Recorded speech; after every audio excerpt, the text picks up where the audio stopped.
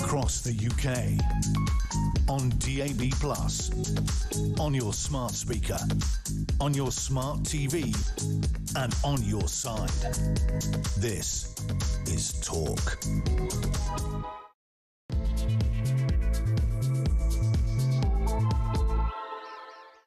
Very, very good morning to you. Welcome to the show. This is Talk, the home of common sense, with me, Julia Hartley-Brewer. Sorry, I didn't get a chance to have a chat with Mike before the show started, but always good to hear from Dale Vince, isn't it? I'm sure you're all agreeing. Anyway, lots to talk about, whether you're listening on DAB+ radio, on your smart speaker, watching on YouTube, or on your connected device. It is fantastic to have your company. As always, lots to talk about, but if you do miss anything on the show, you can go to my YouTube page. It's called the Julia Hartley-Brewer Show. Easy to find on YouTube. Hit subscribe, and you never have to miss a thing. Coming up in this hour, we're going to be talking about that big announcement we had on the show yesterday. Nigel Farage pledging to ban all foreign nationals from claiming benefits and to scrap permanent residency rights, that indefinite leave to remain. But will it include EU citizens? What about Irish citizens? What about Ukrainians who've come here? Hong Kong citizens who've come over in recent years? Well, Reform UK say if they win the next election, they will save Britain from bankruptcy by doing this. And Reform UK's leader declared that Britain is not the world's food bank. I'd love to hear your thoughts on that. Do give us a call, 0344 499 1000. You can text us on 87222. Get in touch with us on X at talkTV. Calls are charged at the national rate altogether now. Text cost £1, standard network rate message. Also going to be talking more about Keir Starmer, who has been branded a hypocrite and tone deaf for wishing the Jewish community peace, health and sweetness in a social media post yesterday to mark Rosh Hashanah, the Jewish New Year. That came just 24 hours after he lauded the terrorist who slaughtered Jewish people in Israel by recognising a Palestinian state. I have to say, words like hypocrite and tone deaf are much, much nicer than the words that we were using in my home yesterday about Keir Starmer, but I'm not allowed to say any of them on air. Meanwhile, Donald Trump has urged pregnant women not to take, or I don't know, pregnant people who have ovaries. I think that's how we call women now, isn't it, according to an NHS trust? But Donald Trump has urged pregnant women not to take paracetamol, Tylenol as it's known in America, over claims it is linked to autism in children and is responsible for a huge increase in diagnoses. There is no scientific evidence suggesting a link, just as there isn't, between autism and MMR. But, you know, let's just make random claims. I don't know, why don't you suggest that drinking disinfectant could cure you of COVID? Oh, yeah, President said that as well. We're going to talk about that. And yes, I expect all the lunatics to come out of the woodwork. Already plenty of them on my social media feeds. But I'm sorry, we need to have evidence-based medicine and science. I know this is a mad idea. It used to work for us. Could we try and get back to that, please? Meanwhile, Chancellor Rachel Reeves has been told to mount a £6 billion tax raid on pensioners, landlords and the self-employed by the Labour-friendly think tank, the Resolution Foundation. Of course, the man who used to run that, now very senior in the Treasury, that's Torsten Bell. But actually, I support their move, basically cutting national insurance rates and putting that money back onto income tax. Would that be fairer? I think it probably would be.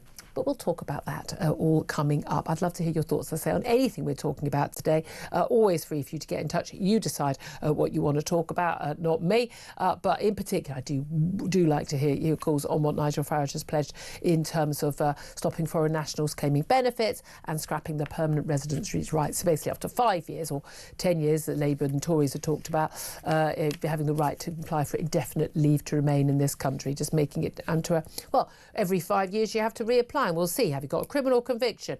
Are you earning enough money? Do you speak English? Are you making contribution? It seems quite a reasonable thing to request, isn't it? Love to hear what you have to say there. 0344 499 1000. Let's find out what my guest in the studio has to say about all of that. Editor of Spiked Online, Tom Slater, who joins us regularly on a Tuesday. Good morning to you. Morning. As usual, that's quite a news day. Yep, absolutely. One of those again. This announcement from Nigel Farage came yesterday. We get used to it. We get noticed in advance. There's going to be a reform announcement sometime around 11 o'clock usually on a Monday morning, and they're usually pretty big. Lots of focus on Palestinian state recognition yesterday though, but much more detail emerging after the press conference that went on. Quite a tetchy performance from Nigel Farage being asked. It's very funny, isn't it, how journalists are very keen on detail about all of reform's policies, care remarkably little about the detail of the amount of money we're spending right now on migrants in this country. Here's the thing that I find fascinating about this, which is that all of the people who are very angry and upset about the announcement of this policy, and yes, there'll be question marks about who it applies to, how you can do it, the legals of it, EU national, all of that. There's loads to work out and what the savings would be. I get that. But, we're years away from an election, so that, those things will come.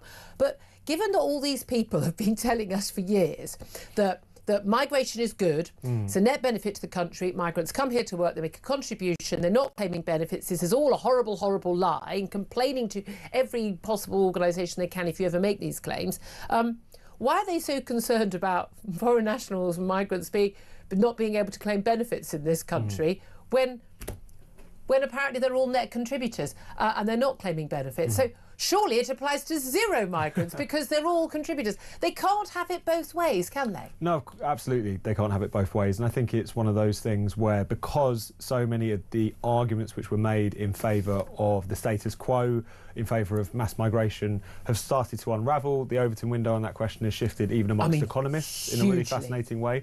So that's something which makes it increasingly difficult for them to push back. It's not to say that there aren't legitimate questions to be asked about this. I mean, everyone agrees in party politics that dealing with the question of the quote-unquote Boris wave, at its peak, 900,000 net, that's net. Absolutely. So moving towards the question of indefinite leave to remain, I mean, even Labour have, extended the period to 10 years because they're, recognised that fiscally that's a ticking time bomb as much as anything else. But there are broader questions. If you just kind of cancel the whole scheme overnight, not over a time-limited period, but across the piece, that's going to produce a lot of questions. What about Hong Kongers? What about Ukrainians? Also, what about people who may have been in the country for a long time, have British children? Married to Brits. Married to Brits. I mean, I think it wouldn't take many case studies and stories of people like that, someone's neighbour's wife, being put through the ringer, for people to start wondering if this is the best policy. But I think the question is that Reform are just making the political weather at the moment, and it's and very as you say, they are changing the tone of the debate. They have pushed Labour's policy massively and Tory policy massively. So they're doing us a service just in that, and getting the mainstream, the big parties, back into some semblance, not there yet, but some semblance of reality. Yeah.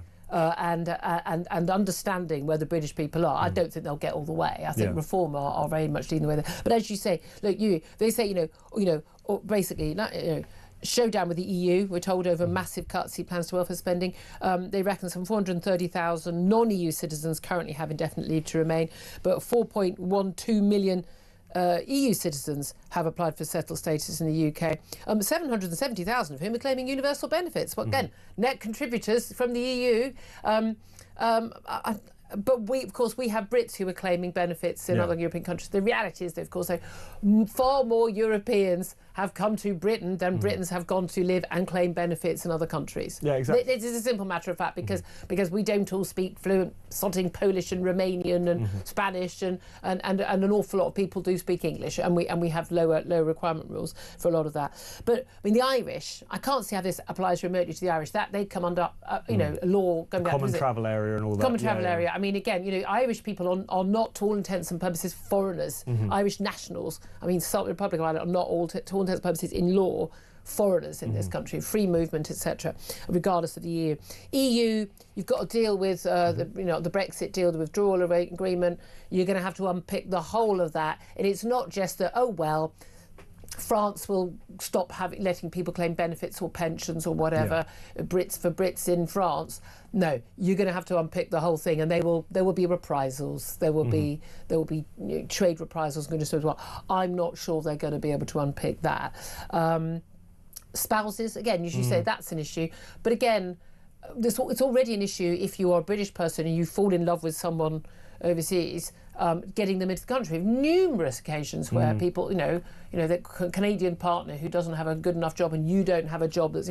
Seems to me that if you're born and bred in this country, if your partner speaks fluent English, that's an important thing. I'm not having people who've come here and then, I'm going to bring my wife from Pakistan or Bangladesh from some village where she doesn't speak a single word of the language and can make no contribution. No, sorry, I'm not entirely sure that's going to be a benefit to this country. But as you've got issues there. Hong Kong, I mean, they are from it was a British territory. They have British passports. Won't apply to them, I'm sure. Ukrainians, the mums and the children, they were only supposed to be here on a temporary basis to escape the war. So I don't see why they should be eligible for it at all. But even then, there might be some sort of special accommodation which needs to be out. And the fact that those questions couldn't be readily answered, I think, is a problem for them. And I do wish parties would look at the questions. Find someone to ask you the questions in a practice press conference and then have the answers ready. Think it through before. No, exactly. And I'm sure there has been a lot of thought that's gone into this. And the whole question of indefinite leave to remain has been one that's been hanging over the migration discussion for a long time, because of the fact that it kind of does blur the line between migrant workers on one side, you know, applying for visas, you know, coming here to do a job but not expecting much in return from the state, shall we say. You've then got the question of, you know, full-blown British citizens, where there's rights and responsibilities in both directions, rightly so. And then you've got the indefinite leave to remain section. Now, of course, there's going to be a section of them who are, for all intents and purposes, sort of abusing the system, not integrating. Absolutely, that's a clear-cut problem. The issue that Reform are going to have to deal with, there's also going to be a lot of people in that category who, for all intents and purposes, are kind of British citizens in all but name. They are integrated, they do have family, they do have children, spouses, etc. And I think the reaction, whilst people are obviously concerned about migration, want it dealt with, I think they should take a bit of a lesson from what happened with Windrush, where, yes, people wanted a crackdown on illegal migration, but it leads to a situation where people who, even if they haven't got the right paperwork, are by anyone's justification a British citizen, someone who we owe support to.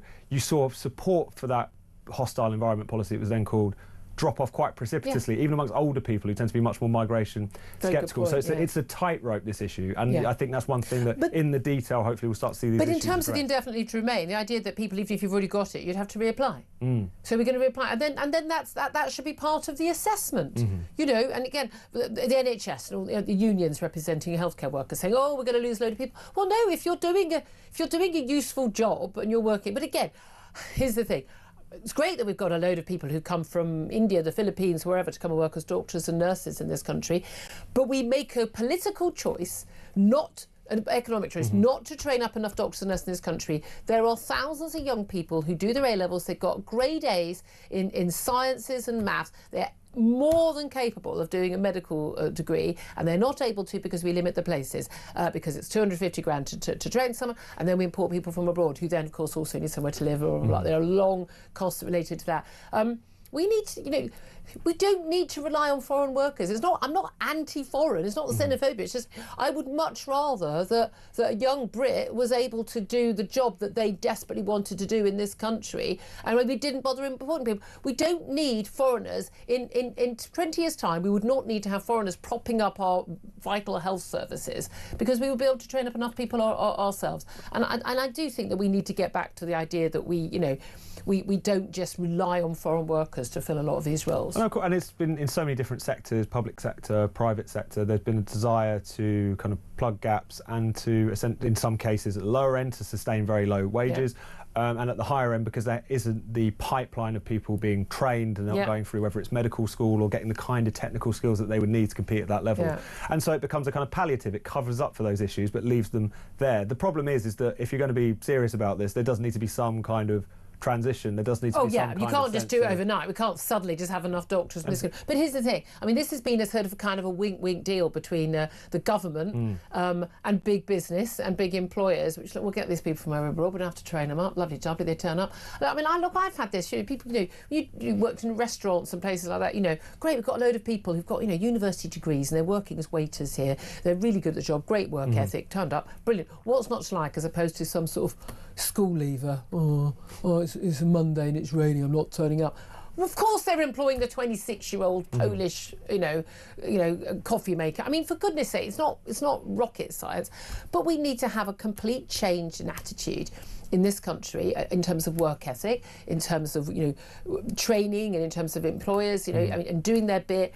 But again, we need to help employers do their bit. They can't afford to take a lot of people on. They can't afford to take interns on, trainees on, because they're being squeezed on tax front. This involves such a sort of a mindset change in the whole country, and we need like a revolution. We need a revolution in parenting, in schools, in universities. Here's an idea: maybe some university academics bother turning up to work occasionally instead of doing everything on Zoom. To teach young people so they actually have the qualifications. I mean, our kids are already 2 or 3 years behind. Far East Asia students who turning up. I mean, come on. I mean, American students are a couple of years behind us, but that's nothing to crow about. We need to get our act together. But I mean, Whether or not that's correct, because we were talking there about people who maybe are coming from abroad and are they in high worth professions. There's a lot of professions which are very important, things like care work, which are paid terribly, and part of the reason that you do have to rely on foreign labour there is because, and somewhat understandably so. So there needs to be a kind of conversation across the piece as to how much you pay. But that's local councils. They're funding a lot of the people in care works, in care homes, and they only get a certain amount of money from the government to do that. They haven't got the money. People don't want their council tax to go up. They don't want their other taxes to go up, but they want people to be looked after in care homes and people to be paid more money. You know, you can't have it all ways, people. You can't have it all ways. That's the deal. Let's also talk about the big international news of the week, and this is the Palestinian state recognition. We had Macron grandstanding in his Cuban heels as usual, and with the Belgians at this meeting yesterday in New York ahead of a General Assembly meeting in New York. He formally recognised the Palestinian state. We had yesterday the raising of the Palestinian flag at their now embassy. I mean, no provisos, no conditions being put on Palestinian statehood, but absolutely 4 major conditions on Israel, which basically meant that guaranteed not a single hostage was going to be released and there wasn't going to be a ceasefire ahead of this.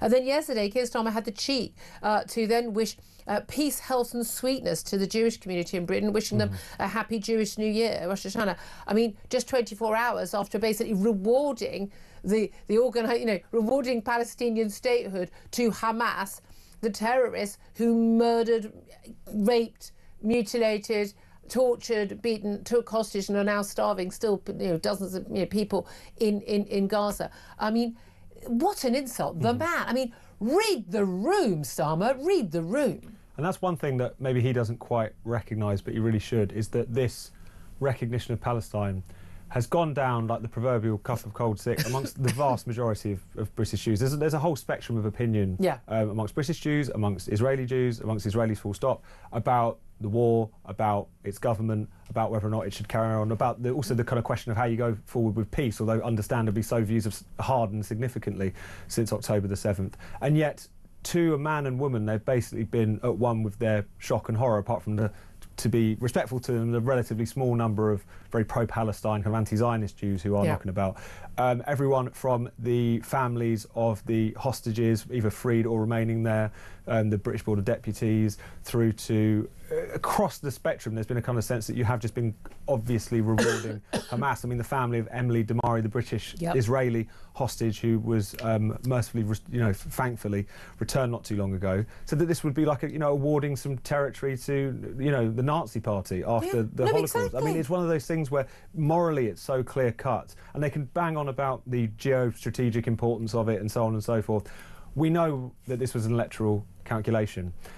Even amongst people who would want to move towards a recognition of Palestine, the two-state solution should have held back for a long time, because of the fact it's a lever you can only pull once. And why are they pulling it now? It's for no other reason than the most base political motives, and we can all see that the whole thing is just appalling. So. Well, yesterday on the show we spoke to the brother of Evia David. He's the hostage that was filmed, forced to dig his own grave for a propaganda video whilst emaciated, horrific. I mean, he's been kept in the most horrific conditions. Other hostages who've been released who were held with him, he was one of the hostages that was taken out in a car to watch other hostages being released while he was not going to. So taken out of the tunnels, seeing daylight, seeing the release, and then being taken back to the tunnels. He's been kept hands and feet chained. With a bag over his head a lot of the time in a almost dark tunnel, clearly emaciated. I mean, starved, Belson-style levels of starvation. And we spoke to his brother, and he said, do you think this is going to bring peace, Keir Starmer? I mean, tell that to my mother. Tell that to my mother to her face. I mean, it's just so obscene.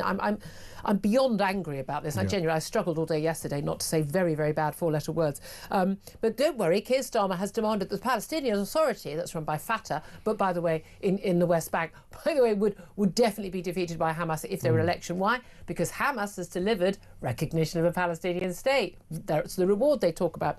But he's demanded that the Palestinian Authority stops paying terrorists for killing Israelis. They literally have, it's not like something they do on the sly, they literally have a ministry that pays the martyrs who kill Israelis.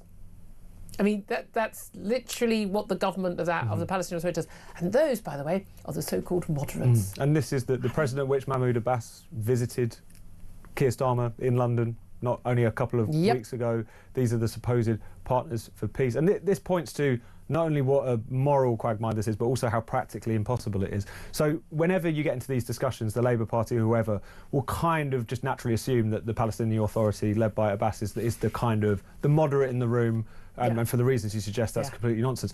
But the Palestinian Authority also commands so little respect. They haven't had an election in, 2 decades because of the fact that they are fearful and know, basically, that they would lose it. The fact that you've got Hamas, who are not only obviously in control of Gaza, but increasingly popular across the West Bank, not least because of the fact that by dint of the way in which the West has reacted... And not despite the massacre, because of the massacre. It's vindicated their whole approach. And how could it not, given how everyone has responded? So it just shows morally, practically, what a nonsense this is. And depressingly, I do wonder if deep down he knows that this is just Britain kind of virtue signalling from the edges. If anything, it has made Britain more irrelevant to what happens next in that part of the world. Made us more at risk is what I think it's done. Let's also talk about something else, because Donald Trump, who is going to speak at the UN this afternoon, and will no doubt raise this issue. He and, of course, the Israelis, very, very clear, didn't attend various events yesterday at the UN because of these announcements. But he did make an announcement yesterday, standing alongside his health secretary, Robert F. Kennedy Jr. And he's urged pregnant women in America not to take paracetamol, claiming there's a link with autism. Now, this is something that RFK has talked an awful lot about. There is no proven. There have been some studies that suggest a correlation. They've not been able to establish a causation. Many other studies that have shown that is not the case. Bearing in mind, RFK is someone who's signed up to the whole MMR jabs, linked to autism. This is a complete lie spread by Andrew Wakefield. I mean, it's a lie, end of. Deliberate, known lie. He faked the research, absolute lie. And now they're pushing this. Now, basically, when you're pregnant, I mean, my God, you get told what you can and can't. I had a waiter once telling me, you shouldn't order smoked salmon. It's like, a little less medical advice from you and a little more bringing of the food will work out better for your tip, mate. A lot of people don't have a clue what you can and can't take. You are allowed to take paracetamol, but you shouldn't take it unless absolutely necessary. If you've got a fever, you should just randomly take drugs of any kind when you're pregnant. But this is worrying, because this is supposed to be put out as the explanation for why we've got this rise in autism, when the rise in autism is clearly, obviously based on the much broader definition of what autism is. And there's been no rise, by the way, in the most severe cases of autism. That's a giveaway, that it's just a wider definition, but also increased diagnosis, increased awareness of it. And yet this lie is being put out, and this by I'm sorry, but Donald Trump is the man who did suggest that drinking disinfectant, i.e. bleach, could cure you of COVID. I mean, for goodness sake, this is not science. No, not at all. And it's one of those things where obviously Donald Trump has played pretty fast and loose with medical science in his own way. RFK Jr., as you say, is someone who is not only kind of anti-vax and not just COVID vax, but ones that have been established for a very long time, despite these lies that were put in them, MMR and so on. But kind of conspiratorial as well. Like, he's an interesting character, RFK Jr. I can understand why a lot of people kind of rallied to his campaign when he ran for president. I mean, calling out Big Pharma, Big Pharma does lie all the time and shouldn't be trusted. You can be a little bit right. I've got no issue with that. You can be a little bit right and also very, very wrong at the same time, and I think that's RFK Jr. on a lot of these questions.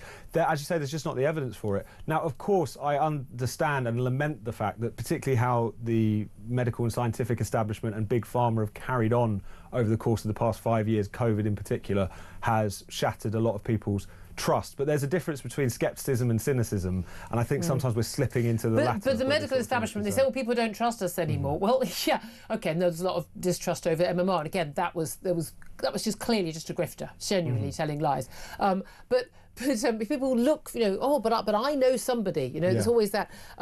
But I mean, if the medical authorities and the scientific establishment, and even I asked, bodies like the MHRA and people like that, if they had not lied to us repeatedly, chief scientific officer, chief medical advisor, they told lies. They told absolute lie. Now, if you go back to what they said in March 2020, they were actually telling us the truth before we did the lockdown. But when they told lies about, the efficacy of masks, no, there's no evidence whatsoever that masks prevent spreading the disease or you getting the disease. They told us that children should be jabbed and young people.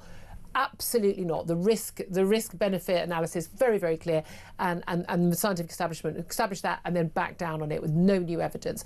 A load of what they did in schools, again, no evidence for any of it at all. The arguments about like, pregnant women not taking the jab, some big question marks there, telling us that the jabs that would they prevent spreading of the disease, spreading of COVID. There had been no evidence for that whatsoever, and basically the main reason I took the jab, even though I'd had COVID already, because I had elderly parents who were a bit unwell, and I thought it was a responsible thing to do. They told lots of lies. You can't tell a load of lies that have no evidence whatsoever behind them, no scientific evidence at all, and then say, oh, but you should believe us now. They have brought this on themselves. The trouble is, when it comes to things like people not getting MMR for their kids and other jabs that people aren't getting for their kids, vital childhood jabs which save lives, we are going to see children getting seriously ill and children dying because of that. And that is unforgivable. It is absolutely, and that's something that we need to bear in mind here. I think the thing is that you don't want to flip from one set of people pushing nonsense to another set of people pushing nonsense. Exactly, completely. Look, there's plenty more I want to talk about. A load of charities dumping Fergie as their patron. I have to say, why do all these charities have the Duchess of York as their patron? Ed Davies saying that it's a moral duty to stop Nigel Farage becoming Prime Minister. And Jimmy Kimmel was cancelled, but now uncancelled. That's all coming up. We're going to talk about lots more besides. Up next, so we're going to take your calls. Give us a call, 0344 499 1000. This is Talk.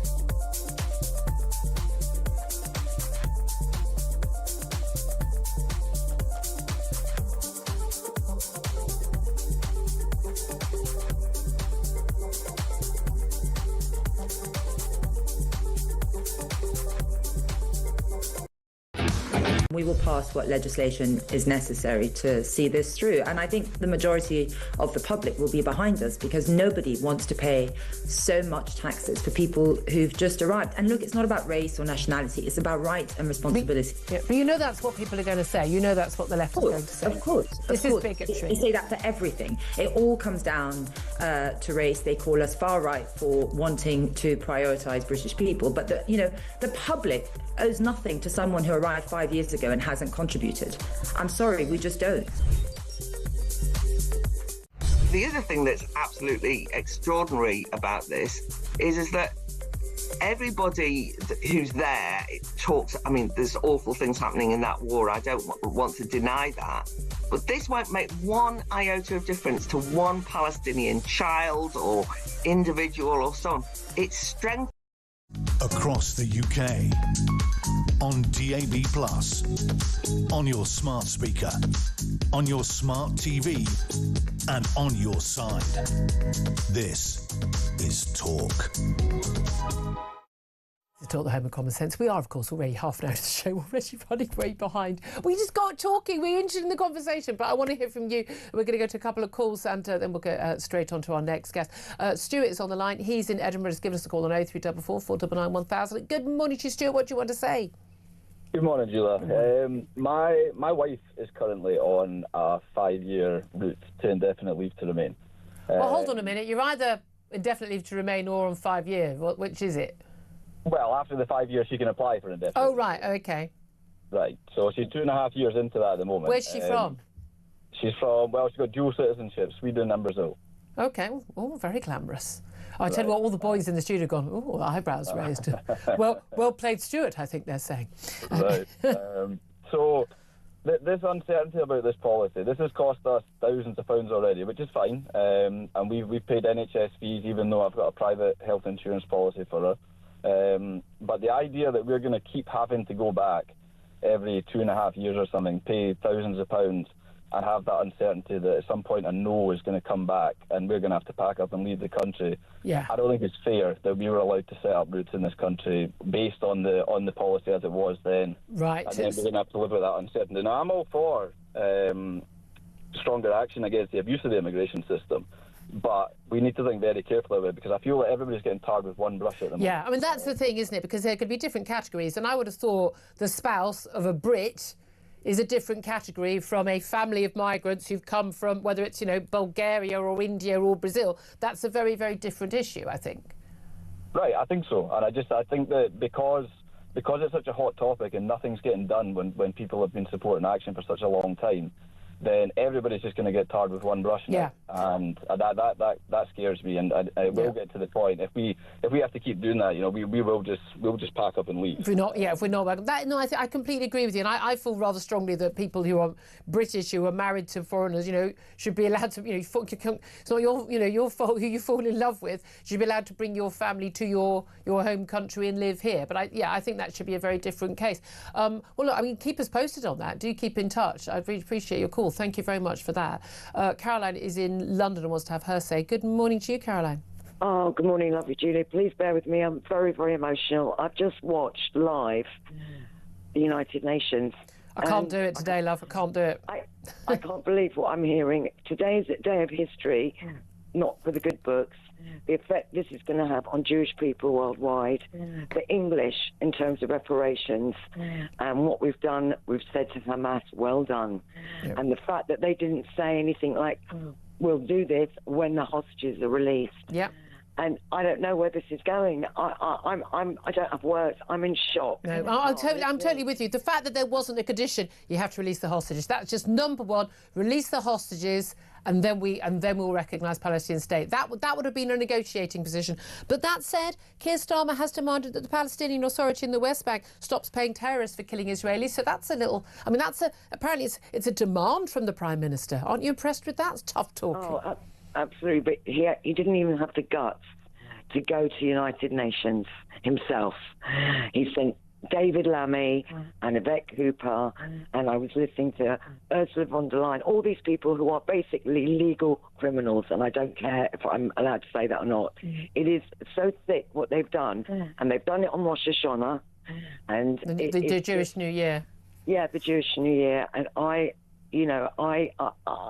actually don't know what to say to you. I just had to call you. I completely understand. I absolutely share your concern. But I think most of the British people do. I think you'll be surprised to find how many, ordinary British people are as horrified by this, Jewish and non-Jewish, of faith, no faith. They know right from wrong, even if this government doesn't. Caroline, we're sending our love to you. Thank you very much indeed. If you could just don't watch the UN, that's my top tip to everybody. Going to take a quick break. Up next, going to talk to Reform UK councillor Darren Grimes. I'll actually ask you about Stuart's case. Would his wife be given indefinite leave to remain or not? This is Talk, Home of Common Sense.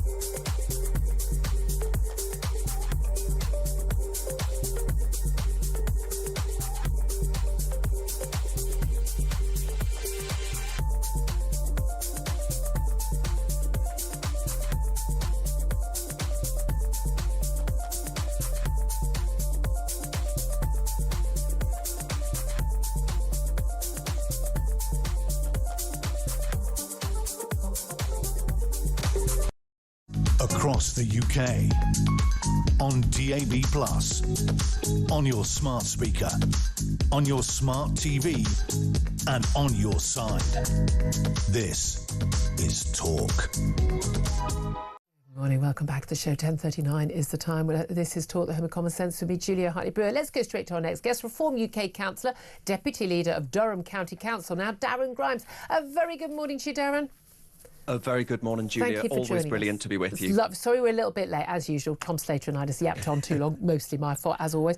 Listen, Nigel Farage, big announcement yesterday. We talked about it on the show yesterday as well, pledging to ban all foreign nationals from claiming benefits, scrapping that right to claim, indefinite leave to remain and permanent residency rights. A lot of people go, oh, that sounds good. It'll save us a load of money, whether it's the 230 billion that's been claimed or not. I mean, frankly, that's neither here nor there. People are getting their nicks in the twist about that. In principle, a lot of us like it. In practice, there's quite a lot of problems with it, though, aren't there? Well, look, Julia, I think fundamentally, why are we doing this? And it's quite simple, really. Britain is the only country in the world that's actually daft enough to give foreigners what is considered welfare for life, right? You tick a box, you've been here 5 years, that's it, wham, bam, thank you, ma'am. Singapore, for example, may make you reapply every 5 years, right? And citizenship is incredibly hard to actually obtain. And I think that's right, Julia.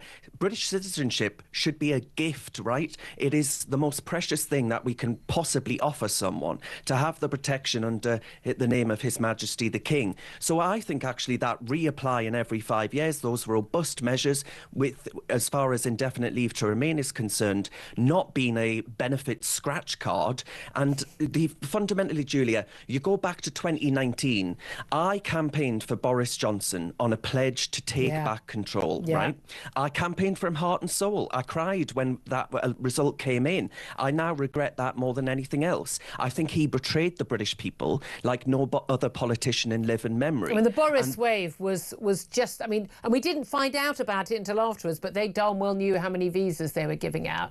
And that 900,000, best part of net arrivals in, I think, 2023 was as a result of his Boris wave. The visas they were just throwing out to anyone and anyone was absolutely the opposite of what he had pledged. Exactly, yeah. It was ultimately a betrayal, the Boris betrayal, that's what I call it. And what we actually find is that those who have come over in the Boris wave are those more likely, statistically, to claim benefits, to claim other, universal credit and all the rest of it. And that's going to create a massive burden for the British public. We already have a massive productivity crisis within this country. But I listened to your caller before, Julia, and I have to say this, if your spouse is British, right, you'll still have a route. It won't be an automatic indefinite leave to remain, but you can come Well, no, through Stuart's saying his wife's got route. dual nationality, Swedish, Brazilian, so she's not British. But, presumably she could apply for British citizenship if she wants. But he's British. He wants to live here with his wife, make their home here. He's obviously got enough money for private health care and the like. They spend thousands on the visas and things. But, when we talk about not wanting to have anyone from anywhere around the world just coming here and living off us, I don't think that most people, even strong reform supporters, would be including, Stuart's wife. Nigel Farage, your party leaders, had a foreign wife, a German-born wife, for goodness sake. Absolutely. But what we are talking about, though, is ending the conveyor belt of anyone's husband, wife, cousin, granny, second cousin twice removed, all of these absurd ways in which you get lifetime benefits just by tagging along. We even have the absurdity of students, Julia, being able to bring in their family members. And benefits have to go to Britons, not for dependents that have been flown in from some far-flung country. And the interesting thing here is, of course, we've been told for many years, and you and I are very much on the same side on the Brexit battles. We've been told for years, before and after the referendum and the battles to get Brexit done, 2019, 2020, by the Remoaners, let's call them what they are, the people who never accept a result, that migration was a net benefit to this country. They brought economic benefits and it was just xenophobia against it. But we're told at the same time by these people that these people they're coming here to work, they're not claiming benefits, they're a benefit to this country, not just to themselves. And at the same time, it's terrible, these people are not going to be able to claim benefits anymore. So which is it? Are they or aren't they claiming benefits. Exactly. Look at the stats. The stats are clear as day. 1 in 6 universal credit claimants are foreign-born, foreign nationals. So that, to me, suggests that actually, if we consider the swell that's taken hold in the benefits bill, dare I say, Julia, as you campaigned heart and soul, lockdowns would have severe consequences. We cannot get people back to work. We do not have the luxury of being able to afford adding to the 266 billion spent on welfare last year, going to foreign nationals as well as those we can't get into work in our own country. Now, we are talking about someone coming here, working often in a low-paid job, 5 years, getting indefinite leave to remain, and then being entitled not just to unemployed benefit or access to council housing or anything else, but also one day an NHS care, but also one day getting a pension as well, which is the seriously big cost that comes with arrivals. Exactly, yeah. And I mentioned the Singaporean model, right? They review it every 5 years. You've got to actually be able to bring benefits. You've got to be able to prove that you can integrate. I think actually you walk around your home, Julia, in London, and I imagine that you'll find many people not too far away from where you are that simply do not integrate within British life. Absolutely. And ultimately, we cannot have the social cohesion that we have been so used to for so very long if we actually allow this to continue. But let's talk about some specifics, though. EU citizens. Now, we've got a Brexit withdrawal agreement, whether you and I agree with a lot of the details of that or not, which give reciprocal rights. We're not in a position to just tear up one bit of that. The whole thing falls apart at that point. Yeah, OK, so... but 4 I think million, actually 4 million EU nationals in this country. You're claiming this indefinite leave to remain. Yeah. So all of those things within the Article 50 negotiating period, you know, I don't think we'll be going back and saying, actually, I think Miss Fernandez down the road is going to have to go back to España. I think actually there will be some common sense applied here, but it's around actually saying that welfare has to be for citizens only. Okay, all right, but I'm going on to go on the details. So you talk about spouses, being able to get it if they're, clearly married to Brits or whatever. Talked, in case of Stuart, who called up. The Irish are a different case. They count as not foreigners for all intents and purposes in British law. We have, free movement and the like. So it wouldn't include Irish people. Well, the Irish people get to come through the common travel area anyway, so that's a totally different arrangement altogether. Yeah, exactly. So it wouldn't include them. What about people who've come from Hong Kong in recent years? What about Ukrainians? Well, the Hong Kongers are here on a asylum application, right? I think they're British territory citizens. Well, if they have British overseas BNO passports, yeah. And Ukrainians, lots of mums and children who came to this country to escape Putin's war? Well, with any luck, Julia, President Trump will be ending the Ukrainian war, and then the poor Ukrainians can go back home. OK, all right then. So as far as you're concerned, this is something that's doable. What do you make of the criticisms that, look, the numbers don't add up? You've got some reports from some numbers from a think tank report from the CPS, and they say, actually, you can't use those numbers. What do you say to that criticism? Well, the Centre for Policy Studies actually found that the benefits bill will be absolutely ballooning if we allow the Boris wave to receive indefinite leave to remain. Look, what we have to say yes to as a nation, Julia, is yes to entrepreneurs, yes to investors, yes to those who are going to come here, contribute and integrate. But Britain says yes to skills and capital. It must start to say no to mass cheap labour. That is what is undercutting the wages of your viewers and listeners, right? People like my brother, who's in and out of factory work, competing with foreign labour all the time. And the facts of the matter are pretty damn clear, that if you come here, you must not be able to receive any benefits whatsoever. You must be a benefit to the country, not a benefit seeking benefits outright, actually, is what's happening right now. What do you say, just finally, the Lib Dem party conference is currently on. Ed Davey, the leader, is going to be giving his keynote speech. We'll be taking it live. We won't be taking it live. We like our audience too much. We don't do any of this stuff live for that very reason. But he's done some interviews yesterday saying that, there's a moral duty of Liberal Democrats to try and stop Nigel Farage and Reform from getting power. He talked about Reform non-stop at the party conference and has not ruled out a coalition with Labour to actually stop Reform from winning power. What do you say to that? Oh, well, I think actually this is a sign. We see this on our own council, Julia. You know, they're up in arms about the fact that we undeclared a net zero emergency that they had declared in 2019 and instead declared a care emergency. We chose wheelchairs over windmills, and they are kicking off like you wouldn't believe over that. Look, they accuse us of being anti-immigrant. Well, we're not. We're just anti-scrounger. And they accuse us of being unruly and unwieldy when it comes to our management of the books. Well, actually, Julia, we would just rather ensure that every book that you send over is getting the best possible deal for you as a taxpayer. And right now, that simply ain't happening. All right, really good to talk to you, Darren Grimes, Deputy Leader of Durham County Council. Quick word from Tom Slater. God, any kind of Liberal Labour link-up, whether formal or informal, should fill absolutely anyone with dread. I mean, people like to at least have the benefit of being able to ignore Ed Davey if they're not on, you know, a certain corner of very twee or scuba diving TikTok. Yeah, exactly. If I'm not paddleboarding, I'm expecting to be allowed to ignore Ed Davey. Unless you're at some sort of outdoor activity centre, you can probably not have to worry about it. But yeah, it tells you everything you need to know. Moral duty. Anyway, 10:49 is time. Up next, we're going to be talking about Rachel Reeves, the Chancellor, ahead of that November budget, being told to put more on income tax but take more off national insurance. It would hit pensioners, self-employed and landlords the most. But actually, is it quite a good plan? We'll talk about that up next. This is Talk.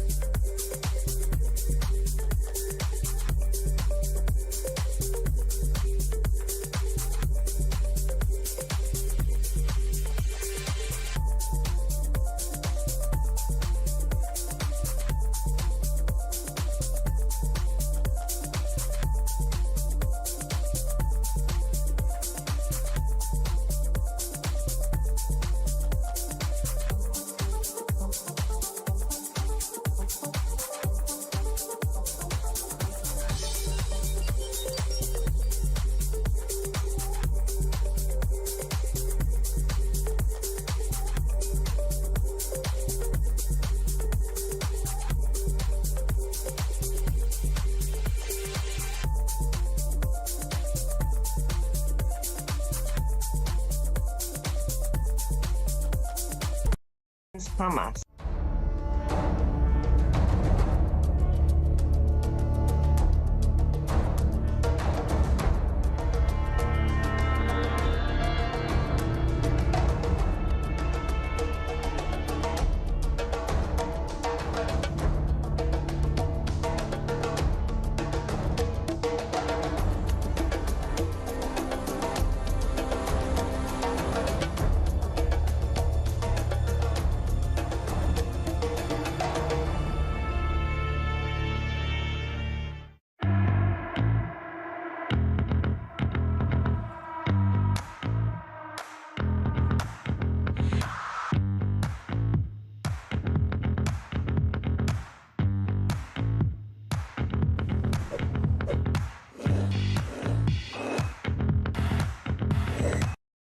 Across the UK, on DAB+, on your smart speaker, on your smart TV, and on your side.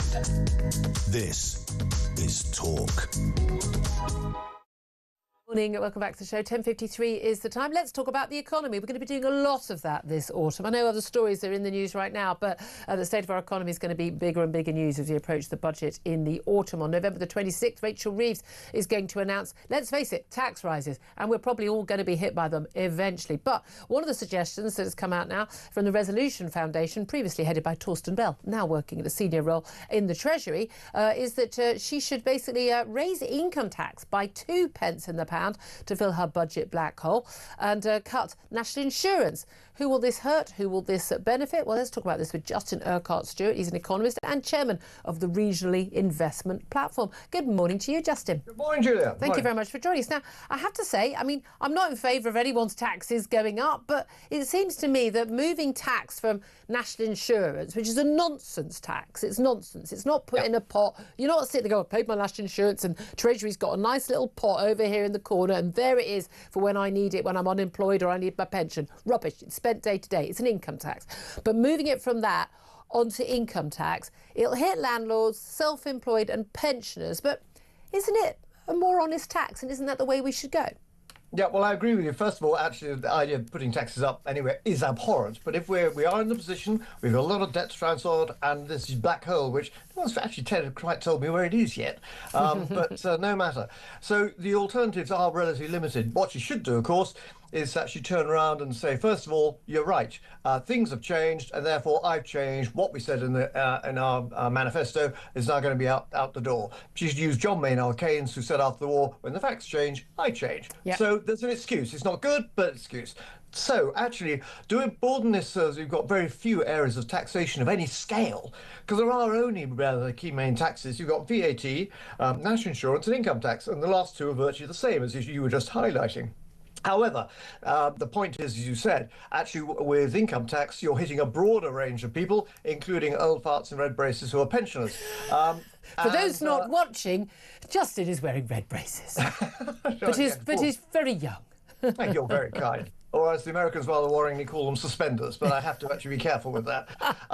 But the point here is actually she needs to get that money, but you can actually make this more constructive. How do you make it more constructive? Well, first of all, where's the deal?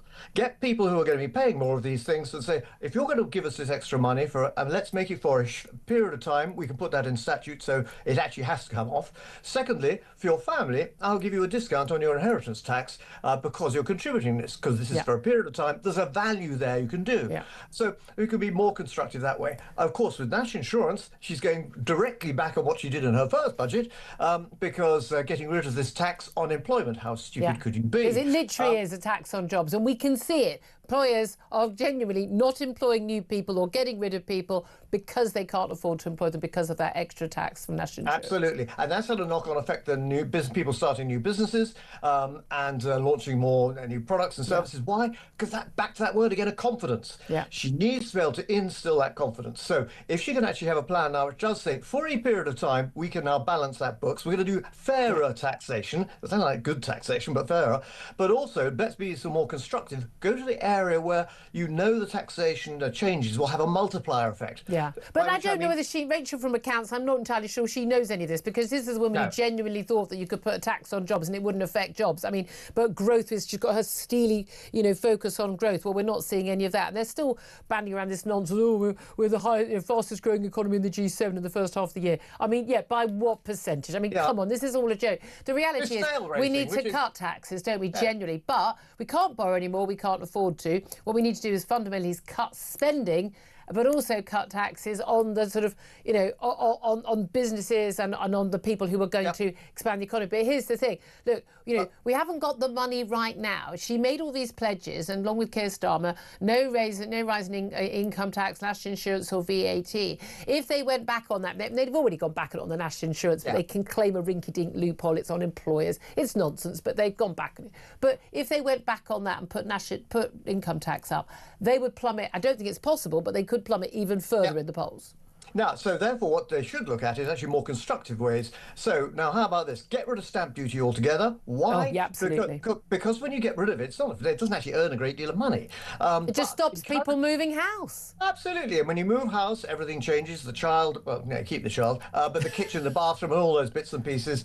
And so they. You go to the home. You use the builders. You use the electricians, the plumbers. You go to hardware stores. You buy new furniture. It's a boon to the economy. It's a fantastic multiplier, and that will, again, by hitting the housing market, encouraging that to grow, that gives you a bit more confidence. So those people say, actually, I will now start to invest in a new business or set up, and you change the entire attitude of the economy from one which is we're doomed, and trying to actually explain to people, yes, you just said in terms of our growth figures, who wants to be the fastest snail? I mean, it's utterly irrelevant that we're slightly faster than anybody else. The figures are probably wrong anyway. Yeah. Get back to the basics of what actually makes an economy run, and the answer is actually in a position where people feel they can earn more money, get a fair return on that, and therefore broaden it up. And where working hard does get you ahead. I mean, these are such basic things, aren't they? Justin, always so good to talk to you and you on your braces. Justin Urquhart-Stewart, their economist and chairman of the Regional Investment Platform.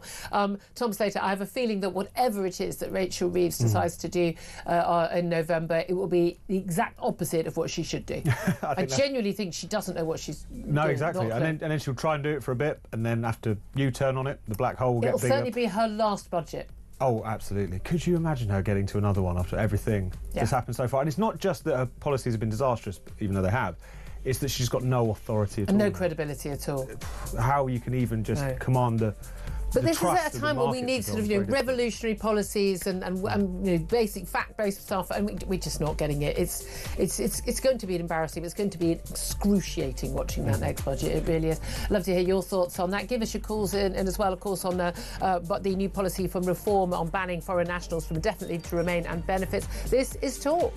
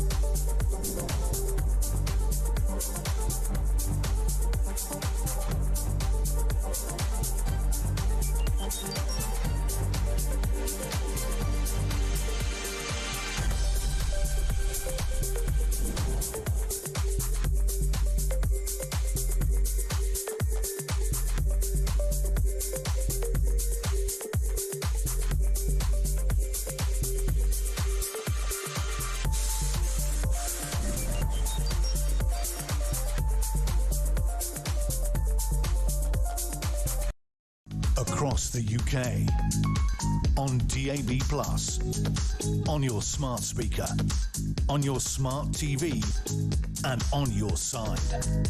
This is Talk.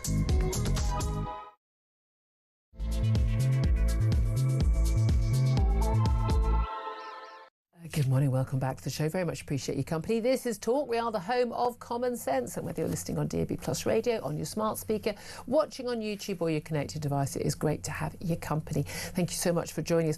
Lots to talk about today. If you do miss any of the show, you can go to my YouTube page, the Julia Hartley-Brewer Show. Find it very easy, just using those words. Hit subscribe and you never have to miss a thing. Coming up in this hour, we're going to be talking more about Nigel Farage pledging to ban all foreign nationals from claiming benefits and to scrap permanent residency rights under indefinite leave to remain, which currently you can apply for after just 5 years, although Labour are going to lengthen that to 10 years. But if Reform UK wins the election in a move which he says will save Britain from bankruptcy, he says the Reform leader would declare that Britain is not the world's food bank.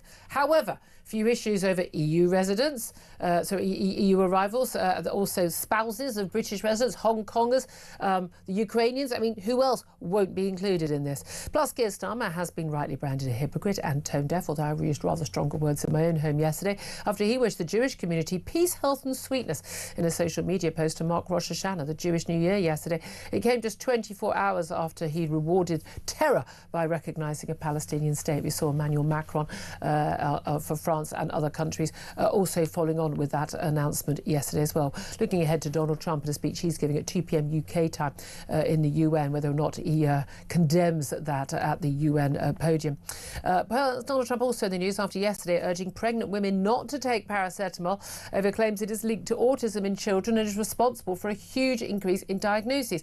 There is absolutely no scientific or medical evidence suggesting a link. Certainly the Health Secretary Wes Streeting, fresh after watching the Palestinian flag being raised at the new Palestinian embassy yesterday and making sure his face was on camera. Thought you were one of the same ones, Wes Streeting, but no, apparently not. But he has said that we should listen to the NHS. No question at all. He says ignore what Donald Trump says about autism and paracetamol. Basically, it's not the case. Also, 7 charities have dropped Sarah Ferguson, the Duchess of York, as a patron after her email to convicted paedophile Jeffrey Epstein in 2011, exposed by The Sun on Sunday at the weekend, apologising for criticising him in public, calling him a steadfast, generous and supreme friend to me and my family. I don't think I've ever said that to any of my friends, but, you know, they weren't billionaires who may or may not have given me £2 million, so there you are. Anyway, all that coming up. I'd love to hear your thoughts on any of the topics we're talking about, in particular, the Reform's new policy in terms of who's entitled to get benefits in this country and who's entitled to apply for the, indefinite leave to remain in this country. Do you support what he said? What about all the loopholes? What about all the examples of people going, well, why should my spouse, as Stuart rang up earlier to say about an hour ago, why should my spouse be excluded from indefinite leave to remain? Married to me, I'm a British kid. Can't we stay here and know for sure we can? I'd love to hear your thoughts to all of that. What is your reaction? 0344 499 1000. Text the word talk in your message to 87222. Get in touch with us on X at talkTV. Calls are charged at the national rate. Text cost £1. Standard network rate message. Let's introduce now Tom Slater, editor of Spiked Online. He joins me every Tuesday morning. Good morning to you. Morning. Thank you for joining us. We talked with actually already about this new reform policy, and we've talked to Darren Grimes, who's a councillor now for reform, about this, and he was making it very clear. You know, he said, you know, at the end of the day, someone should be, not allowed to scratch a benefit scratch card, and you should be a benefit to Britain if you come to this country, not on benefits. I mean, I've got to be honest with you. What's not to like about that? Well, there's the difference between the principle and the practicalities, I suppose. I don't sound boring about it, but for instance, you and your practicalities. I think people understand that the point of citizenship is that it's rights and responsibilities in return, that someone should be a part of society, but also that if they've fallen on hard times or if they haven't had a particularly good start to begin with, that they should expect something in return. And for those who are joining this society, that shouldn't be something which is automatic. That shouldn't be something which just after a period of time is granted to you. And that was part of the problem with, a huge problem with the whole ILR, indefinite leave to remain framework, because you basically had someone getting what seemed like the benefits of citizenship, but without necessarily all of the buy-in. after only and 5 years integration. and no real requirement that you had made any sort of contribution, either economically, socially, integrated, spoke the language to a reasonable level, they're going to raise that and then raise the salary threshold as well. I think a lot of us in the last couple of years have been quite surprised. I mean, someone like a political journalist, been covering this stuff for years, quite how many people were eligible for this and at such low expectations of people getting the right to live here. Oh, absolutely. And I think there are so many clear-cut cases that one could point to of people who aren't integrating, people who are, frankly, taking the Michael, where the benefit system is concerned, aren't really meaningful parts of our society. At the same time, there's going to be an awful lot of people, and you're going to hear more and more calls like the one you took earlier, of people saying, well, not only have we gone through quite an expensive process already to play by the rules, to bring a spouse over, to bring a family member over, what it might be, but now that's just paid a people smuggler. Exactly, now that's going to be thrown into disarray. You've also got cases whereby it's not necessarily always that easy to just instantly apply for citizenship. They might it might incur renouncing their citizenship in another country. You can be a dual national here, you can't in other places.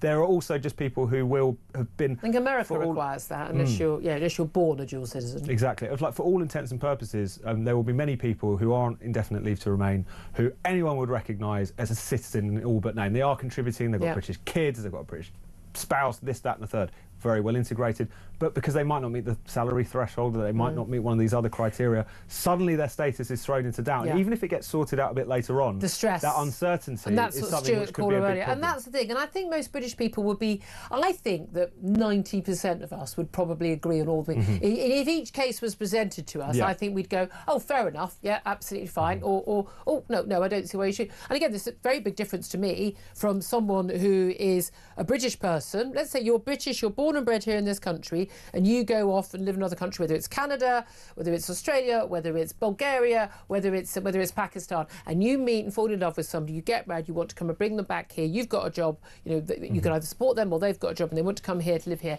Don't have a problem with that. I do have a problem with someone coming over from Britain, from one of those countries, coming over to Britain and then making a life here and then saying, and now I'm going to bring a partner from overseas as well, who I've met since I've made my life here.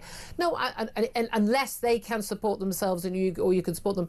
No, I don't see why you should just, you don't have the same rights as someone who was born here. You just don't. And this is the norm in most countries. This idea that, I mean, it's like the left here, the so-called liberal left, the Ramonas. I mean, they thought that EU citizens should have a right to vote here. They think they should have the same rights. No, because you're not a citizen. You live here. Great, lovely. I was certainly a Brexiteer who was very happy for anyone who'd come from Europe, was working here in Britain, to be allowed to stay. Absolutely. It wasn't a xenophobic vote. It was just like, no, you've come here legally, that's fine. OK. I'm not so happy about the 1 in 6, universal credit claimants being from overseas. Most of those, by the way, being EU citizens. But remember, it's been a great benefit to our country, hasn't it, all that immigration? Can't have it both ways, guys. But I just think most of us would be quite fair-minded on this. I really, really do. But I can also understand how the uncertainty would be very, very difficult for families. And also, are all of the outcomes going to be fair-minded? I mean, this is one thing that came up. We were talking a bit about it earlier in terms of Windrush, but you could see computer says no. Exactly, because the fact that the British state is completely decrepit, and they you have under the last Tory administration, Theresa May as Home Secretary, this attempt to get on top of the question of illegal migration via the hostile environment. You basically had them deporting people who were British citizens, who just didn't have the correct paperwork. Because they were told they didn't need it. They came here as kids from Caribbean islands. Exactly, and some heart-rending cases, like people who were in receipt of cancer treatment on the NHS being kicked out of the country. It was appalling.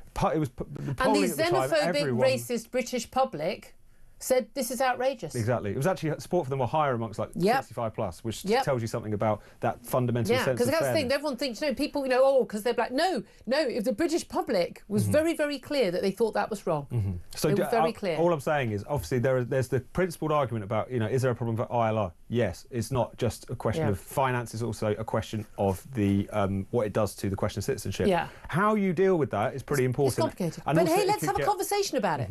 But that's the thing, we haven't had a conversation about it. We've let the authorities, who are clearly getting everything wrong, deal with it. The key thing about this is, if we talk about the Overton window, this is like, basically the sort of the parameters, the window of conversation that's allowed in polite society of what you're allowed to say, what you're not allowed to say. So, for instance, the Overton window was so far. We're told, I'm far right. You're from the left, and people think your views are far right. I'm far right simply because I think that I don't think we should import the entire third world to this country, and I think that criminals should go to prison. Mad ideas, insane ideas. Far right though, but things have shifted. Yeah. I consider my views to be completely centrist. I'm a centrist mum. I consider the likes of the people on the left who think they're really sort of progressive. I consider them to be extremists. Their views are absolutely to the extreme. Especially where this migration question is concerned. They're completely out of touch with. They're out of touch not only with the British public, but with literally every public in every country. But this is the thing.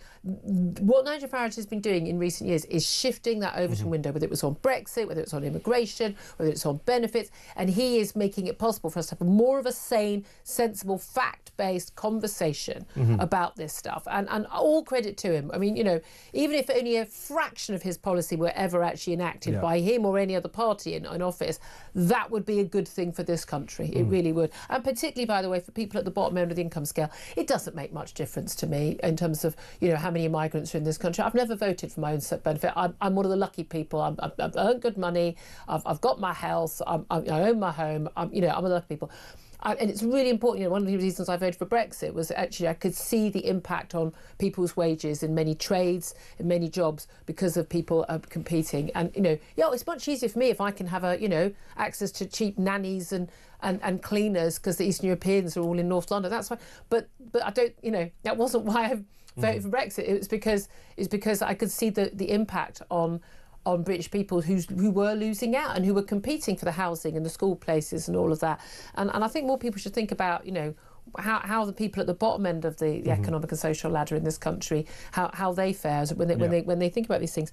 Let's also talk about the madness of the recognition of a Palestinian state. Macron joined in the fun yesterday because he got on his little Cuban heels and he made a statement and he virtue signalled, and aren't they great? It's not going to bring about a Palestinian state. It's not going to bring about peace. Certainly, along with what Keir Starmer and Mark Carney and all the other idiots have had to say, is not going to bring about the release of those hostages. Some of those tough words to the Palestinian Authority. That's not Hamas. That's run by Fatah, who would lose to Hamas if they had a general election in the West Bank.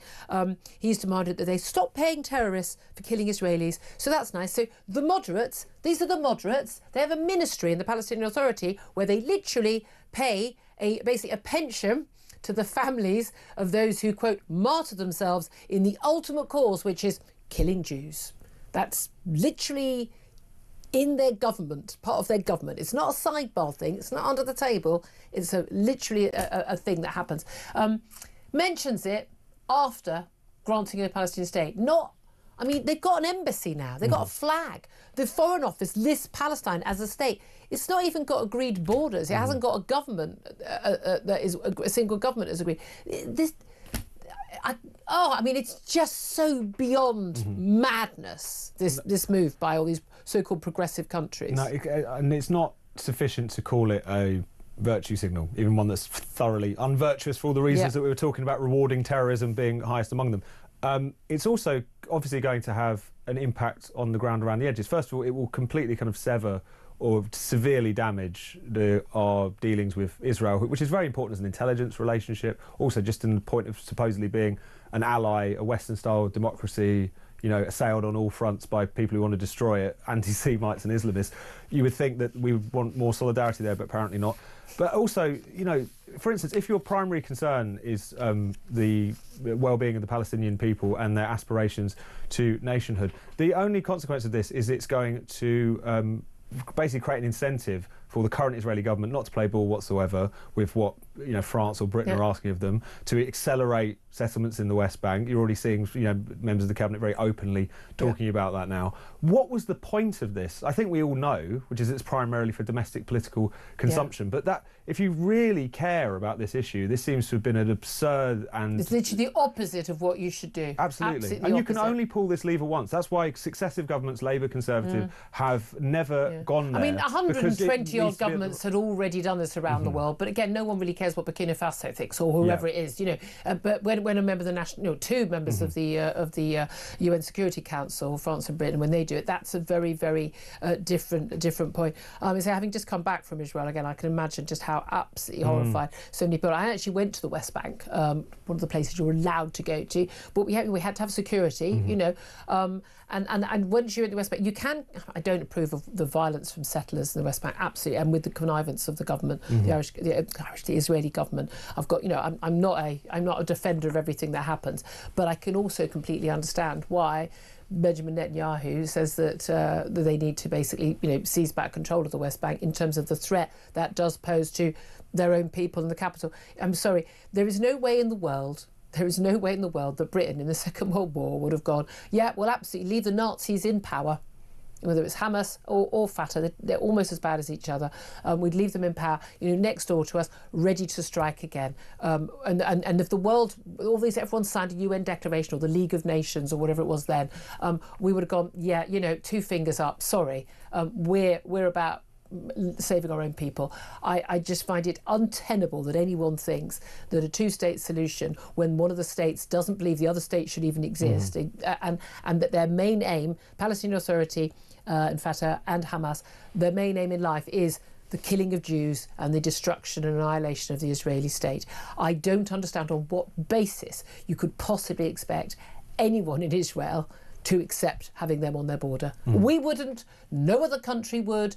It is untenable, and it's an absolute joke that we are expecting them to do something that we would never do ourselves. And if our government did do that, I would personally lead a coup against them for putting our lives at risk. You're forgetting that Keir Starmer has said in very strong words that Hamas should have no future in the governments of Gaza. So I'm sure they're going to be packing their boxes. And this is the thing. Right now. So let's just say that state was, and you've got a state which has got land in between. It's that's a bit unusual anyway. You get one government of that state. You have elections. They haven't held elections in Gaza or the West Bank for 20 years. They hold elections. I think we're pretty clear, polling is very clear that people in those two bits of land are very much in favour of Hamas winning those elections, because they've delivered the Palestinian state when Fatah failed to.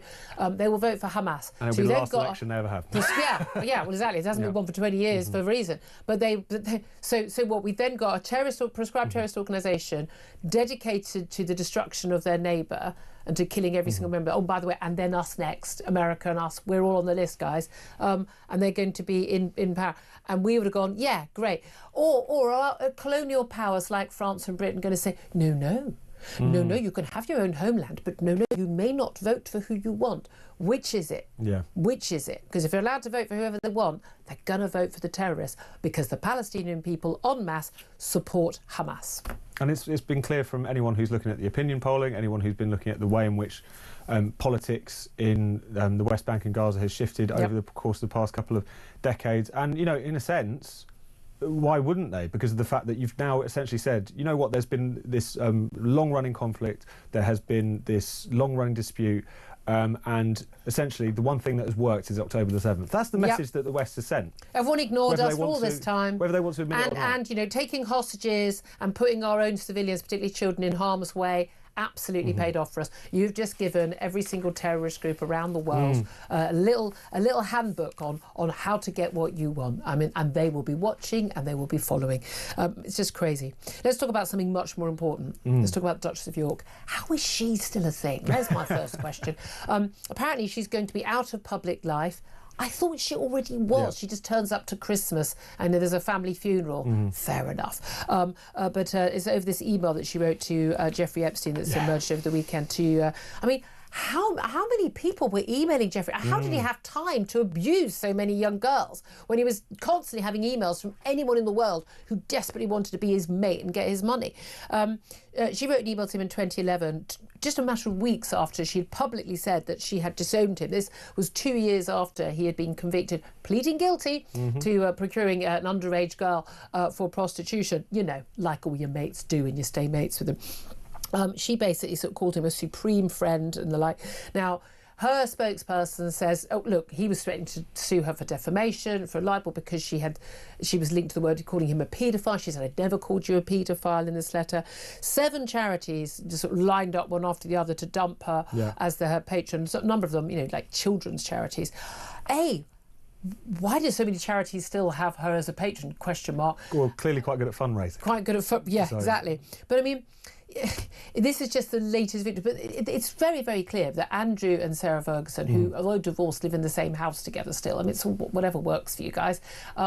But very close friends and look after each other. I mean, they clearly, as I say, never met a billionaire they don't like, like Peter Mandelson. And there's question marks about whether she's actually took something like £2 million in gifts from Jeffrey Epstein. He was paying for this royal access. They were paying for his, getting his money. I mean, it's just repulsive, the whole thing, isn't it? Yeah, it's just such a grubby business, and the way in which the kind of obsequiousness and the behind kissing, shall we say, that he's reading those emails, whether it's from Sarah Ferguson or whether it's from Peter Mandelson. Petey, as he was referred to by Epstein, which isn't creepy in the slightest. Bathrobe Petey. It just makes it confirms everyone's kind of cynical view of like how the rich and powerful operate. That's not necessarily always fair. But it's not a conspiracy. They're just grubby and they like money. This is just it absolutely stinks to high heaven. And to say that it's a tremendous lapse of judgment to publicly disavow someone because they've just pled guilty to child sex offences, and then to a few weeks later send them an email praising their name to high heaven and saying I'm sorry. First of all, the idea that was never going to come out. Of course that was going to come out at some point. Yeah. But second of all, just in general, like, yes, you're on the outskirts of royal life now for all the reasons that we know, but of course this was going to come back to bite you. Yeah. And yet time and again people just seem so dazzled by the wealth or whatever it is that they were in hock to him for. Yeah. All of that went out the window. Can I tell the story again about when Sarah Ferguson called me after I did a show? I think it was Lorraine on ITV, and she and there was a story in the Mail and they'd done a picture. I don't know, again, it was Eugenie or Beatrice. I don't know which one. I still to this day can't tell I just don't know the daughters. Anyway, they were being horrible, as papers often are, about she was in a bikini, like, basically she wasn't size 8. She wasn't, and therefore they would go, she had a perfectly normal figure, as far as I could tell. And I was defending her, and I get a call a few hours later from Sarah Ferguson. She does talk like this. Hello, this is Sarah Ferguson. I got your number from the ITV producers. I just want to thank you for defending my daughter. And and then she went on. So it was something about like, I'm a fighter. I think at that point I went, I'm going to have to go, love. I'm a bit busy. I think I was on maternity leave at the time. I've got a kid to look after. I'm a fighter. And it was just like, do most normal people listen to this nonsense, love? Surely not. Did she ask you for some money on the way out? She didn't ask me much, but I thought it was only a matter of time. But she did have a very, very deep voice. Anyway, I don't know why I feel the need to tell you that story, but it just made me chuckle. Still got a number in my phone. I should hand it over to any prolific rich paedophile who might want it, because, maybe she wants some money from them. Just throwing that out there. Don't call me again, Sarah. Please don't. Anyway, let's talk about Jimmy Kimmel. Jimmy Kimmel was cancelled last week, the US chat show host. By the way, terrible ratings for that show. Paid an absolute bleeding fortune, as these people are. No one actually watched it, because all these shows, which used to be brilliant, are now just woke beyond woke and just boring. They're not funny anymore. They're just wokeism. He was cancelled for a whole week. He was temporarily taken off air by ABC, owned by Disney. And everyone says, there was this threat from their equivalent of Ofcom, the FCC.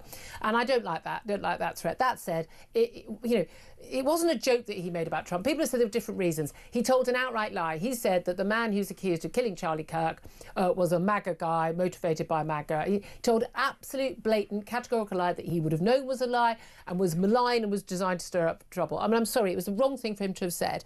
I don't care what joke he makes about his death or about Donald Trump. I would have defended him to the hilt. You can make any joke you want. I think he was probably in breach of his contract. He was suspended. A load of affiliates said they wouldn't carry the show.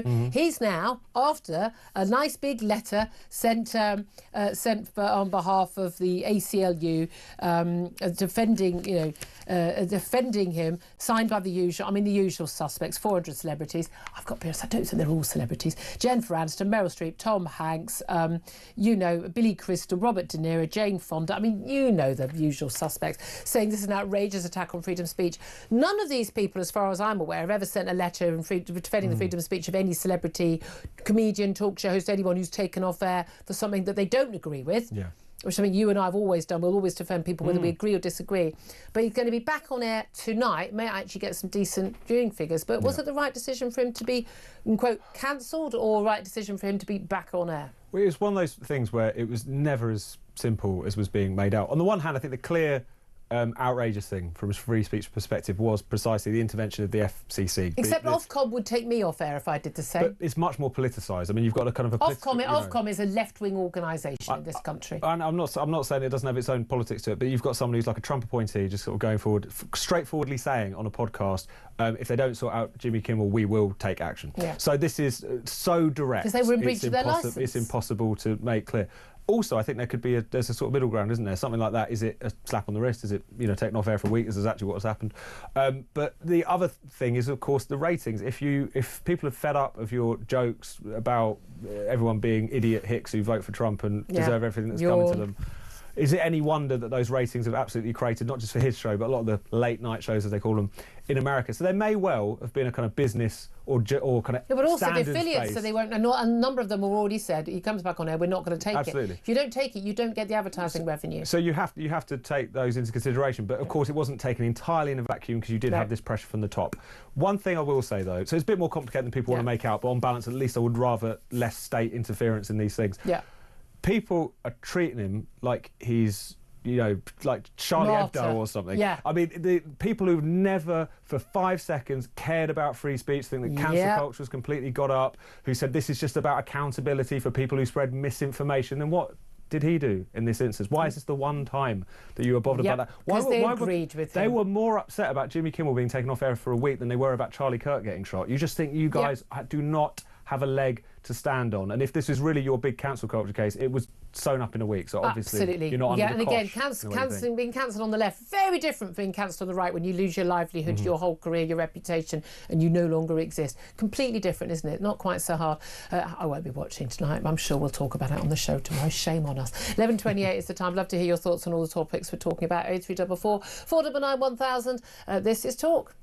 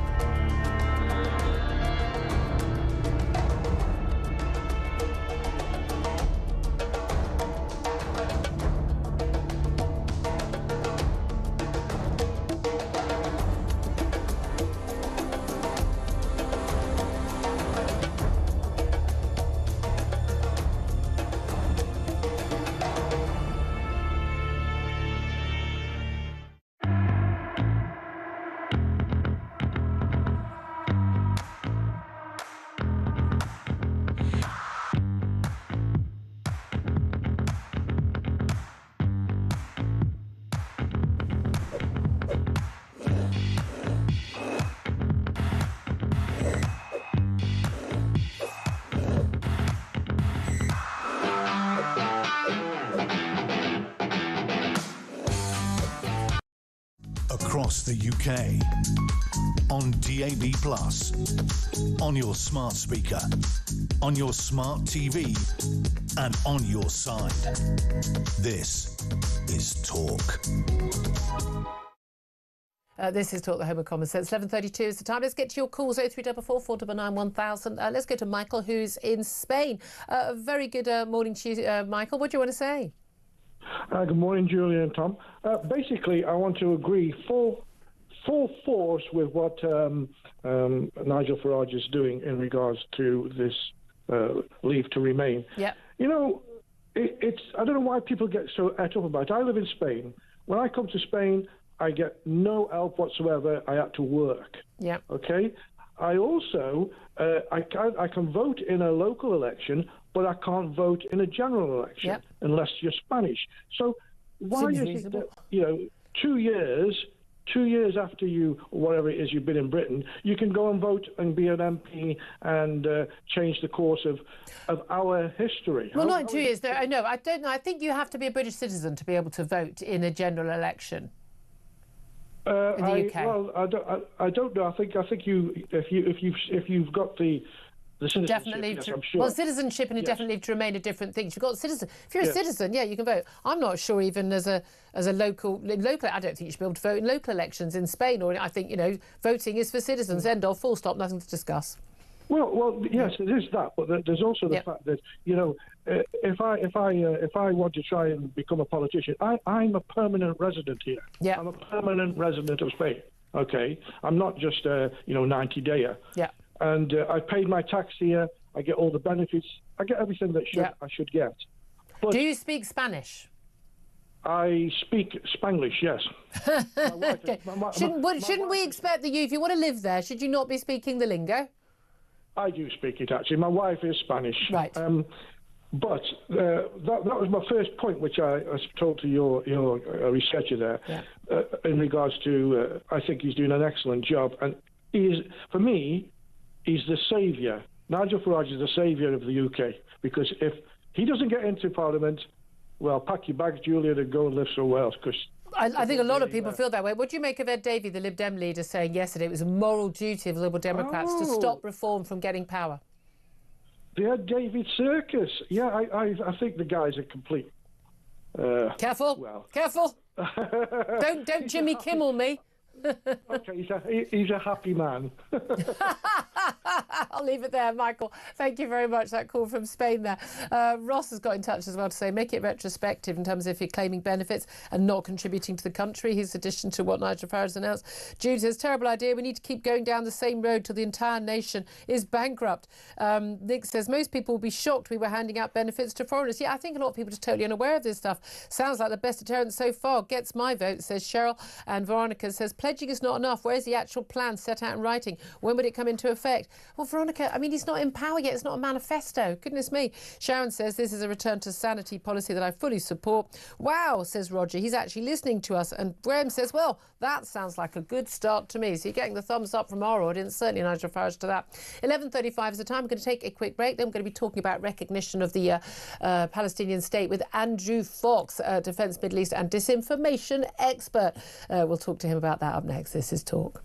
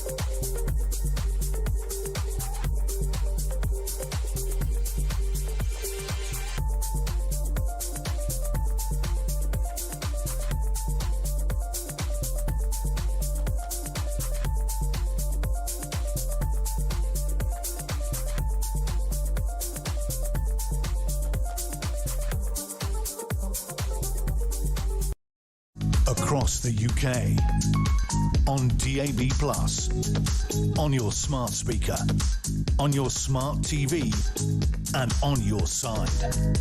This is Talk. This is Talk, the Home of Common Sense. 11:37 is the time. I'm Julia Hartley-Brewer. Let's go straight to my next guest and talk about, the recognition by all of the lovely progressive leaders around the world of a Palestinian state that's been announced over the weekend and yesterday, ranging from Britain to France, Belgium. I'm sure everyone really cares what Belgium thinks about everything. Let's talk about this with Andrew Fawkes. He's a Defence, Middle East and Disinformation expert and a research fellow at the Henry Jackson Society and joins us right now. A very good morning to you, Andrew. Hi, Julia. Thank you very much indeed for joining us. I suppose I just want to ask, first of all, your initial reaction to that announcement from Keir Starmer. We've had it from Mark Carney in Canada and other nations, Macron in France. And what do you make of the decision to recognise a Palestinian state and the sight of that Palestinian flag going up at what is now the Palestinian embassy in London? Well, it's the wrong time. It's the wrong move. It takes us further from peace. It probably kills the hostages. And backs the Israelis into a corner where we're probably going to see them taking steps to make sure this doesn't become a permanent thing. So all in all, I would suggest it's a fairly disastrous move. That would be a fair summary of a disastrous move. You said very casually there, we'll probably kill the hostages. We've got 48 hostages, 20 of whom believed to be alive, barely alive. We've seen the state of some of them, emaciated, deliberately starved, beaten and tortured, held in terrible conditions. Why do you think this will kill the hostages? Well, it's removed any incentive for either side to find any sort of ceasefire compromise. Hamas have been given a victory beyond their wildest dreams, no matter what Mr. Starmer says. Hamas is polling at 70-80% across the Palestinian areas, the West Bank and Gaza. If there's an election tomorrow, Hamas get power in a landslide. Hold on a minute. Keir Starmer has said, and Mark Carney and Macron, they've all said Hamas cannot play a role in any future government of the Palestinian state. So that's dealt with. Come on, Andrew, get with the programme. Incredibly colonialist way of approaching things. Yeah. Who are they to tell the Palestinians who to vote for? When it certainly seems that more than 2 in every 3 of them want to vote for Hamas right now.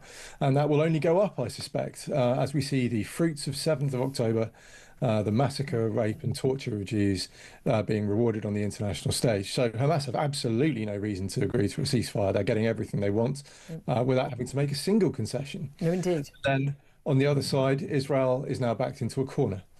Why do you say that? What's changed for them? Because Israel's essentially entirely reliant now on Washington for their international security. There is one seat on the UN Security Council that will veto any proposals against them, and that is the United States. However, polling amongst Democrat voters in the United States, support for Israel is now 6%. Which means Israel is now one presidential election away from having the entirety of the UN Security Council lined up against them. And so they have a 3-year window now to make whatever moves they need to make sure the state of Israel's security and future is prioritised. And that means having to destroy as much of Hamas as they can, which unfortunately precludes a ceasefire, which means the hostages are at significant risk. Yeah, and we know going into Gaza City is largely where they think the hostages are being held in tunnels, booby-trapped with explosive devices, if there any chance of a rescue comes close. I know you've been in Israel a lot, and I know you've been in Gaza as well. You travelled out with the Gaza Humanitarian Foundation and food sort of deliveries, I think twice. And you've seen also, you've had access, more than vast majority of people, to the full footage of the absolute horrors of what happened on October the 7th. And I've heard you talk about that in very emotional terms. Israel is being painted as the baddie in this situation. Whenever I talk about them, and you, and I see what you write online, we're just shills for Israel. I mean, we're obviously being paid by them. I'm just waiting for my £1 million check every week to say what I say, obviously. I mean, this is nonsense that people say. But how is it that Israel has managed to be painted as the baddie in this situation when they, on October the 7th, were quite clearly the victims? And you've written extensively on the evidence that we do have, largely from the Hamas run health ministry in Gaza, that the rate of the ratio of combatant and non-combatant deaths is in terms of civilian deaths is the lowest of pretty much any war ever fought in human history. How is it that Israel has been managed to be painted as the wrongdoers in this scenario when they were the victims of a horrific massacre? Well, there's two factors to this. First of all, Israel hasn't managed the information war particularly well, and secondly, Hamas have managed it incredibly well, mainly because they have billions in state sponsorship from a number of malign actors around the world who have thrown their. So we're looking at Iran, Pakistan, Qatar, Russia. They've thrown their bot armies online to boost and amplify Hamas's messaging, and then of course we have Al Jazeera, who have multiple. Air quotes, journalists on the ground in Gaza who are happy to repeat pretty much everything Hamas want them to say. The Israeli mismanagement, I don't think they've really shown the world October the 7th. I speak to so many people who just don't understand how horrendous it was. And the details are so bad I couldn't even tell you now because it would get you in trouble with regulators. That's how graphically horrific what Hamas did. And you've been in war, you fought yourself, you know what war looks like. Oh, nothing I saw in Afghanistan on 3 tours comes remotely close to what Hamas did on 7th of October. It is. Do you think people in the West don't get it? Partly there's the thing that people don't understand the full horror of what actually happened, whereas of course people in Israel really do. And having just come back from there, I don't think people understand also just how four square Israelis, they may not support Benjamin Netanyahu or any particular military activity, but they are so four square behind the urge to get the hostages home and to make their country safe. And they understand it in a visceral way in which we, living in the much safer West, really don't get the imminent threat that Israel lives under from Hamas, and yes, also, frankly, from Fatah and the Palestinian Authority as well. Yeah, absolutely. And I think a lot of people don't understand that the gentleman that Keir Starmer was shaking hands with just a week or so ago, Abu Mazen or Mahmoud Abbas, depending on which name you want to use, has a PhD in Holocaust denial. His government pays Palestinian prisoners in jail. He pays their families if they have murdered Israelis or Jews. Yeah. And the families get a pension if their member of the family dies. Exactly so. It's called pay for slay, and people can Google that if they want more detail. But hold on a minute. Keir Starmer has said he's demanded no less, that the Palestinian Authority, run by Mahmoud Abbas, stops paying terrorists for killing Israelis. So that's he's dealt with that. Well, what they've done is they've just restructured it. So it still continues, but it's under a different name and a different payment mechanism, but they're still doing it. And the idea that these are a fair or legitimate partner for peace is a joke. They are one step below Hamas in terms of anti-Semitic, terrorist enabling horrors. And that is who Mr. Starmer has shaken hands with. This is the ambassador for who Labour MPs were taking selfies with yesterday. Oh, yes. It is a moral stain on the United Kingdom that we have gotten into bed with these people. What would you do if you were Keir Starmer? What would you be, doing in terms of Palestinian statehood, in terms of support for Israel or not? What would you be doing? I'd back the hell out of the Middle East, quite frankly. It's not our business. It's been a very long time since the UK has been a country that can just draw lines on a map and declare countries as Shouldn't we be backing our only democratic ally in the Middle East? Well, of course, but in terms of the solution, this is a Middle Eastern problem and it needs a Middle Eastern solution. We should say to Israel, you have our support. We want you to destroy this terror group. We also want peace for Palestinians in future, but we're not going to force you or try and dictate to you how you get there. Okay. And if you were Benjamin Netanyahu, if you were the Israeli Prime Minister, what would you be doing to keep your nation safe? Which is the first job of a Prime Minister, surely. Yeah, well, and again, I'm reticent to answer the question because, I'm a British analyst and really this is Israeli business. Personally, I would see an isolation of the Palestinian areas. I think there is such a security threat that comes from them. Just the other day, we had shootings and bombings in Jerusalem. Shootings at the Allenby Bridge coming into Israel from Jordan. This is a security threat. You need to deal with that. And then I would be fragmenting the Palestinians. I would be finding those who I can work with. I'll be making sure they get money to work with us. They would start trading with us. And then hopefully people would see the benefits of making peace with Israel. But that can only be done incrementally and, a very, very long process over years to show people the advantages of peace and coexistence. Well, as countries like Jordan, Egypt and others have seen. And again, the large percentage of Arab Israelis who also live in peace and in Israel. Fascinating to talk to you. How do you think this is all going to end? I mean, Donald Trump's going to make a speech at the UN a little bit later today. What do you think he's going to say?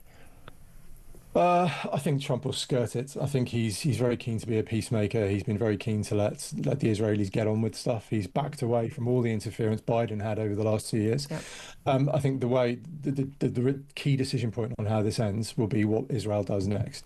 They are backed into this diplomatic corner. Do they double down or do they fold? And that's going to be really interesting. And we might see those steps towards annexation in the West Bank to make a Palestinian state impossible in future. Yeah. Or they could agree to a Palestinian state and offer land, and as they've done, it's been offered 4 different times, and Palestinian authorities and representatives will say no, and then Israel can be blamed yet again, which is basically what happened. That's the reality. That's the history. Andrew Fox, always so good to get your perspective. Thank you very much indeed. Tom Slater, your thoughts on what you had to say? Well, I think it's just a reminder that this is built so much out of just the pomposity, the cant, the sense on the part of the British establishment that either it has a kind of role to play in drawing lines and sorting out the future, but also on the quiet recognising that this isn't really about Palestine. So much of the agitation on the left isn't actually about the Palestinian question. It's projected all kinds of other issues, dislike of the West, battles Not internally. Dislike of the West, hatred of the West. This is the kind of undergirding of it, and I think especially where Keir Starmer is concerned, it is fascinating, isn't it, that he comes into power and the primary job was to clean up Labour's reputation with British Jews. Is it any lower now than it was when Corbyn was in charge? It's probably about equal, and that's telling, isn't it? Empty vessel, utterly devoid of any philosophy, any ideology, any morality. That's the reality of our Prime Minister. 11:49 is the time. Up next, going to be talking about all those charities that are dumping Sarah Ferguson. Should they have dumped her before? And what was she doing? Write an apology letter to Jeffrey Epstein. We're going to talk to the late Queen's former press secretary, Dickie Arbiter. Up next, this is Talk.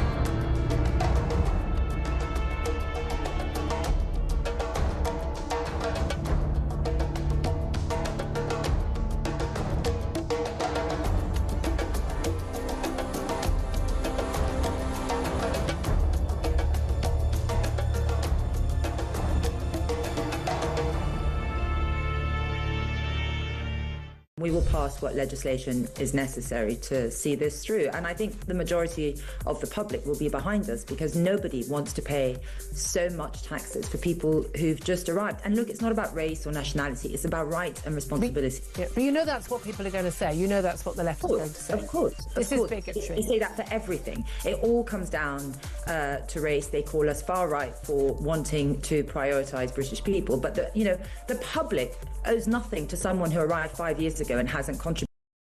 Across the UK, on DAB+, on your smart speaker, on your smart TV, and on your side. This is Talk. This is Talk, the home of common sense. 11:53 is the time. Let's talk about Sarah Ferguson. Never thought I'd be saying that these days, but apparently she's back in the news, front page of some of the papers today, as now, last count, at the time of speaking, 7 different charities had dropped the Duchess of York as a patron of their charity. This after it was exposed at the weekend that she'd written a rather grovelling letter in an email to Jeffrey Epstein, the already by then convicted of procuring a child for prostitution, soliciting a child for prostitution. Her big mate, for whom she had been given or borrowed money, basically calling him a supreme friend. But should she be dropped from these charities, and should she be dropped from, her what little role remains in the royal family? Let's talk about this with a former royal journalist, but also former press secretary to the late Queen, Dickie Arbiter. Thank you very much indeed for joining us, Dickie. Thank you, Julia. What do you make of this? Because I have to say, I was a little bit surprised by, the fact that Sarah Ferguson I've got to be honest, that she was still the Duchess of York. I thought she'd lost that title a long time ago when she got divorced. I was surprised that she still was the patron of many charities, and surprised that she still had any role in the royal family to lose. Well, let's go to the beginning. No, she didn't lose a title. She just became Sarah, Duchess of York. It's a bit like, a Mr. and Mrs. Mr. and Mrs. get divorced. She becomes Mrs. Let's say Mrs. Julia Hartley-Brewer, rather than your husband's given name. Yeah. So she doesn't lose that. She lost the HRH, which is absolutely normal. Yeah. As far as the charities are concerned, I'm not surprised. I'm surprised that they hung on for so long, but they did fall like dominoes pretty quickly. And what happens now in her publishing world remains to be seen. Publishers remain silent. Whether she's got another book on the stocks remains to be seen. I think she has got another book that's due. She writes children's books, doesn't she? She does write children's books, and I think the publishers might be taking a view on those, because given her association, as you rightly said a moment ago, calling Jeffrey Epstein her supreme friend. Steadfast, generous and supreme friend to me and my family, she says. Yeah, well, if somebody's handing you out a lot of dosh, he's going to call extremely generous. What's interesting is he's been dead for 6 years, and he's reaching out for the grave and taking people down with him. He absolutely is. Here's the thing. I mean, I think it's very questionable they were friends with this man anyway, she and Prince Andrew. And we know that Prince Andrew told lie after lie in that Newsnight interview about his lack of contact with Jeffrey Epstein after, again, not before his death, but after he had already pleaded guilty to these charges, which were massively pleaded down. Lots more information then involving lots more girls as young as 14 years old that was around at the time. That he... this massive misjudgment in continuing to be friends with him, staying at his house, this email and the like. But I have to say, I don't really understand why a woman who wrote an email to a man who was convicted, who's now dead, who there's no accusations against her being involved in the abuse of these girls, why that should impact her publishing contracts and the like. I suppose for me, it's the you must be cancelled from every aspect of your life because you were once mates with a bad person. Seems to me to be rather over the top. Well, it probably is sounding a bit over the top, but that's the world we're living in today. You can say boo and be cancelled. You can be cancelled for almost anything. And I think really, quite frankly, it's Sarah and Andrew's association with Jeffrey Epstein, taking the shilling from Jeffrey Epstein, writing an email condemning him, and then a few weeks later, sending another email calling him supreme friend. It's the hypocrisy, isn't it? And again, hypocrisy. I mean, certainly, we know Sarah Ferguson and Prince Andrew are still very close. She lives in the same house as him. They're very close. And the Prince Andrew, lied repeatedly about having no contact with him. Oh, I went to stay at his house for 4 days in New York and went for a lovely walk in Central Park where he was photographed to say, I can't have any contact with you anymore. I mean, no one else in the world breaks off a friendship that way.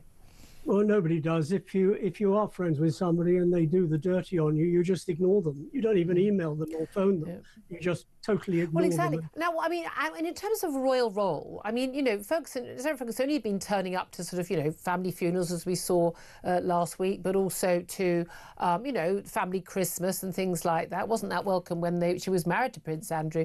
But how much of a role does she have, if any, that she can be removed? Hang on, I know your thoughts about the royal family. Let me just clear this one up. She doesn't have a role in the royal family. Yeah. She accompanied Andrew. As far as the Duchess of Kent was concerned, she was family. Andrew went to the funeral. The optics were not good, both of them turning up, walking through the front door. If they had any sense, unfortunately they don't, they would have gone in from a side door. Go to the funeral by all means. They wanted to be seen next to Prince William and the Princess of Wales, didn't they? Yeah, and you could see that he was very angry. He wasn't going to walk away because that would dignify Andrew's presence there. He was just going to put on a face, and he did a pretty good one at that too, and totally ignore him. But the optics were bad. They should have been there, or Andrew should have been there, because it's family, but gone in through another door. Lots of doors into the cathedral. Don't have to go to the front door. But Andrew clearly doesn't in any way accept that he's done anything wrong and wants to be back in the fold, doesn't he? We know, of course, we've got Virginia Giuffre, one of the victims of Jeffrey Epstein, who alleged that she had sex 3 times at the age of 17 with Prince Andrew when she was being trafficked by Jeffrey Epstein. She's committed suicide. Her posthumous memoirs are going to be published in a couple of months' time. We may see more revelations coming out then. How damaging could they be? I think they will be damaging. She's obviously got a lot of material. She wouldn't have written the book unless she had it. And the book comes out, when does it come out? 21st of October. So it's not far away, 3 weeks away. And I think, quite frankly, that both Yorks, Mr. and Mrs. York, should hunker down at Royal Lodge and not be seen anywhere, not even him going riding. I think we would all support that. Dickie Arbiter, former press secretary to the late Queen Elizabeth, thank you so much for joining us. I'm sure he has so much more to tell, but it's too dignified to do it. It's coming up to the top of the hour. Coming up, we are going to be talking to Lord Craig McKinley. We'll talk about reforms, new policies, plenty more besides. Stay tuned. This is Talk.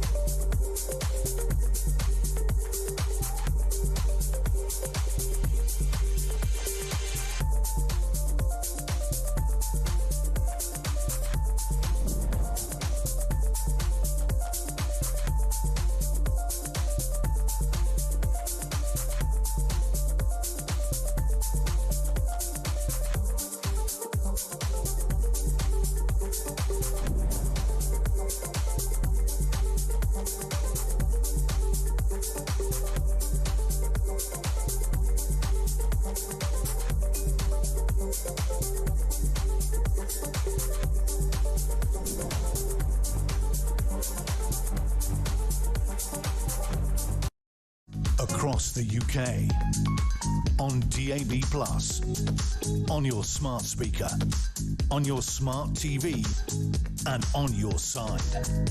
This is Talk.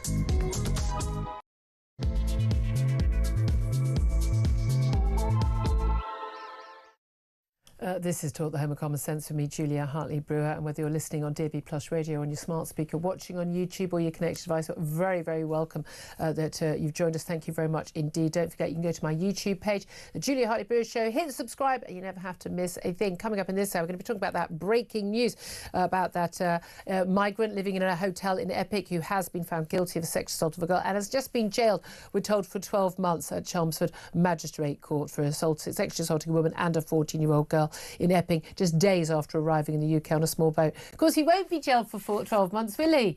He'll be jailed for a fraction of that. That's an absolute nonsense, another lie told by our courts, told by our media about how long people actually get sentenced for. We'll talk about that up next. I'm also going to talk to some residents of Epping about that coming up in the next half hour as well. Plus, we're going to be talking about Nigel Farage and his big pledge yesterday to ban foreign nationals from claiming benefits and scrapping permanent residency rights, that indefinite leave to remain that currently you just have to be in the country for 5 years for. He says he wants to better language skills and indeed a higher income threshold for people to be allowed to stay permanently in this country. He wants to save Britain, he says, from bankruptcy, and says that Britain is not the world's food bank. Going to be a few issues over though EU residents, Irish residents and others. What will they be entitled to? We'll talk about that coming up in a moment. Plus, Donald Trump has urged pregnant women not to take paracetamol over claims that it is linked to autism in children and is responsible for the huge increase in diagnoses. There is no scientific evidence suggesting a link. Wes Streeting, the Health Secretary here, fresh from watching a flag being hoisted at the new Palestinian embassy in London, because that's the sort of thing that apparently the sensible people in Labour do these days. Thanks, Wes Streeting, for that. He has said we should listen to the NHS, very, very clear that it is safe to take paracetamol when needed while pregnant. We're going to talk about that with someone who understands this weird concept of evidence-based medicine. He's the professor of that at Oxford University. Yes, your friend of mine, Carl Hennigan, who'll be on later. Plus, the Lib Dem leader, Sir Ed Davey, has refused to rule out a coalition with Labour to stop Nigel Farage becoming the next PM after the next election. He says he felt a moral responsibility to keep reform out of government. Oh, so moral, Ed Davey. Anyway, we'll be talking about all of that and plenty more. Joining me still today on the show is editor of Spiked Online, Tom Slater. Thank you for joining us. And just a few moments, we're going to talk to Conservative peer Lord McKinley. Just first up, though, Tom Slater, I want to get your response to this Epping hotel resident. He is Hadush Kebatu. He's from Ethiopia. He arrived in this country, I think in early July. A few days later, he basically sexually assaulted a 14-year-old girl and a woman on the 7th and the 8th of July. He touched the girl and said he wanted to have a baby with her. No doubt linked to this whole idea that, you know, if you have a baby in this country, lots of migrants believe they'll get to stay here. This led to a wave of demonstrations outside the Bell Hotel in Epping, where he was staying as an asylum seeker. He was found guilty of harassing the girl, inciting her to engage in sexual activity, also attempted sexual assault. He had been warned originally to expect a prison sentence. Well, he has now been sentenced. He's got 12 months for that sexual assault. But he won't serve 12 months, will he? He claimed apparently in court that he wasn't sure, he wasn't really aware of what was allowed in this country, despite the fact in Ethiopia the age of consent is 18. So exactly the same as this country, and a 14-year-old is clearly a child. I know, I mean, it's completely despicable, disgusting, and if anything, it's kind of making the protesters' point for them, isn't it? Yep. If you've got a lot of people wandering around who either don't know or at least will happily claim not to know that it's not acceptable to sexually assault a 14-year-old girl. If you don't know, we don't want you here. Exactly, and this is another milestone in the whole, you know, battle over that Epping hotel, which, by the way, isn't limited to this one particular case. There is a string of them. In several months ago now, there was a resident of the Bell Hotel who was arrested on suspicion, again it's all alleged, of burning down one migrant hotel and trying to burn down the Bell itself. There was also the case that we've been talking about. Also, even after the Eritrean gentleman came to public consciousness, there was also a Syrian national who was arrested on suspicion of sexual assault, it seems, within the hotel itself. So this whole grim story has vindicated the residents and the protesters, frankly, who said that you cannot put unchecked men in a community. There are 5 schools in the nearby area there, because there will be a non-negligible portion of them who will be, to put it lightly, up to no good. So it's they come from countries where, I mean, they're already committing a crime by coming into the countries where they've come, and they come largely from countries, asylum seekers, countries like Afghanistan, Ethiopia, Syria, where they have a very different attitude to women's rights. And also simple as that. And even aside from the very important cultural dimension to this, it's also the fact that a lot of the time people who are very keen to get out of one country and enter another are fleeing charges in other countries. Yes, they were oppressed in their home country, but sometimes because they had just run into the law, because they might have been, you know, a criminal, a terrorist, what have you. There is this will about this particular issue, which I find absolutely bizarre, despite the fact that we have had so many cases, not just of sexual offences, of people who turned out to actually be fully fledged terrorists coming into the country and inflicting that harm on citizens. It's not... Obviously, illegal migration is a problem in general. People should not be allowed to illegally cross a border. But you don't even have to tar all of the people in that hotel with the same brush to recognise that this is a problem. The residents saw that instantly. How big a risk do we think we're willing to take with our young people? Absolutely. It's just outrageous. Well, look, let's get the thoughts.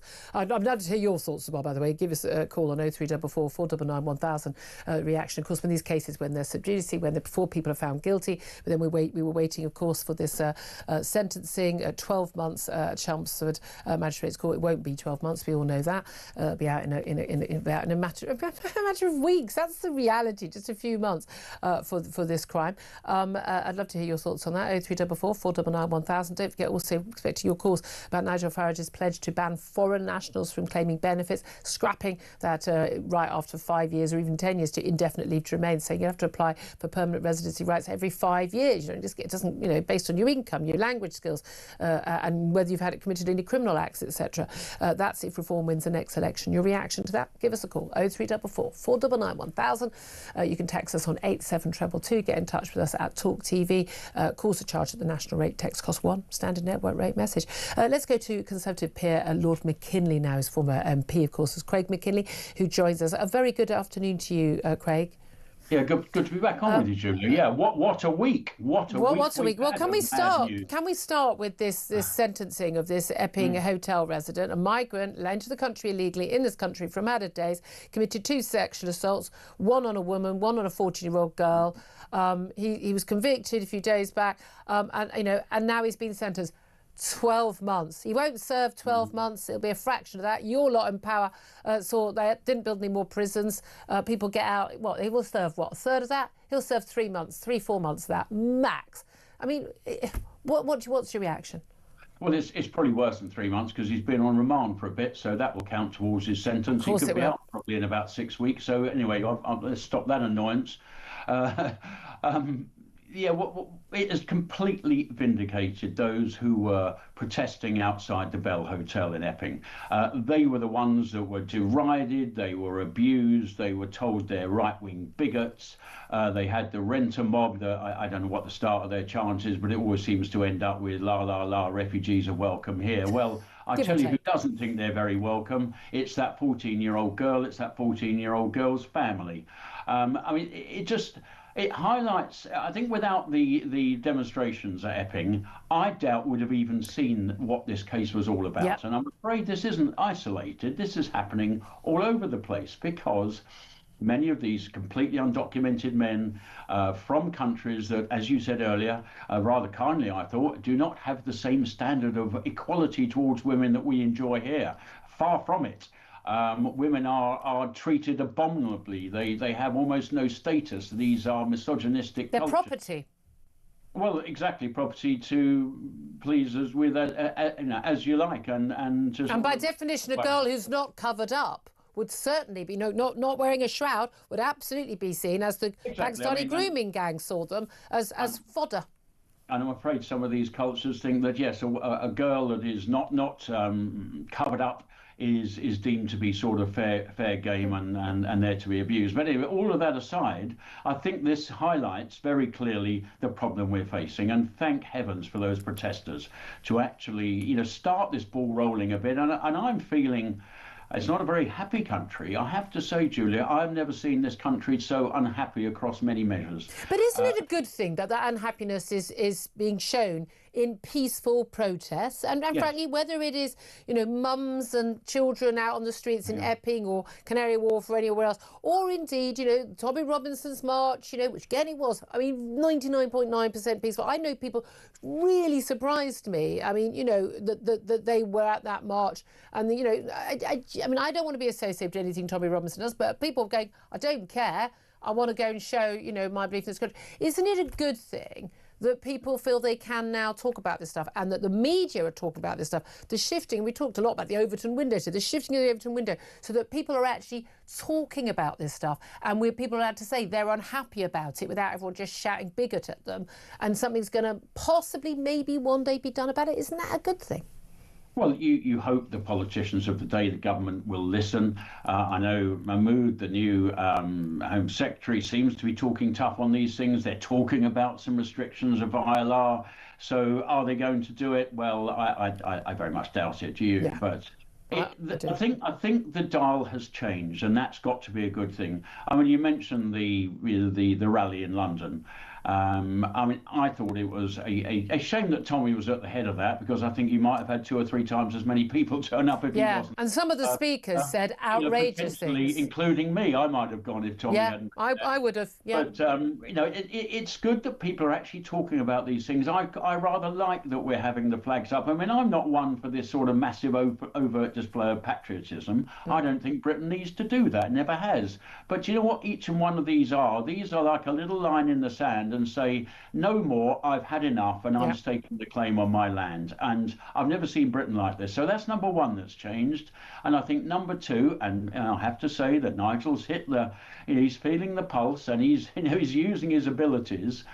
Benefits is another issue that I don't think I've ever seen people so annoyed. The people that work for me in the accountancy practice I'm involved with still, they're saying, well, we get up every day, we come to work, we're struggling, we're buying our own car, and here I've got a neighbour that does nothing. He's got a free mobility car, and he's smoking and having and particularly galling when it's a foreign national. What do you make of the announcement from Nigel Farage yesterday of limiting benefits to people who've come from abroad?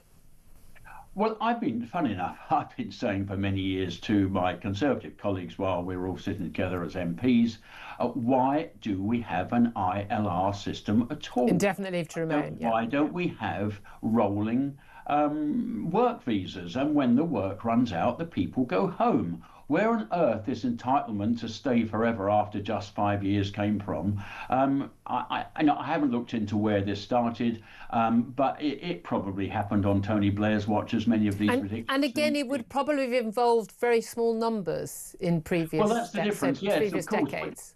I'd have been annoyed about it then, but you're right. When the numbers coming in each year were only 20, 30,000 and rather more manageable, it was sort of a very small bit of background noise, but it's no longer background noise. This is very much in every town and community that's happening. Nigel said one thing, it was quite mild, I thought, for Nigel. We're not the world's food bank. I'd actually extend that to say we're not the world's health service either. And the amount of money uncollected from, not necessarily people who are here on a visa, just people who are here on holiday. Without holiday insurance, it seems the NHS I don't know why we allow anyone to pass through passport control without showing proof of private health insurance. I've said this to people who wanted to listen for years. I said, well, we ought to have a desk at immigration control. There you go. Say, have you got your health insurance for the term of your visit? No. Well, go over to the desk 30 there quid. and buy some. And people say to me, well, that means fewer people will come. I'm like, I don't think we want people coming to this country who can't afford 30 quid for health insurance for 2 weeks. We've also, I'm afraid, we've got it embedded within the health service. You've got people who work in the health service say, oh, it's not for me to collect money. No. I won't want to do that. That's not my job.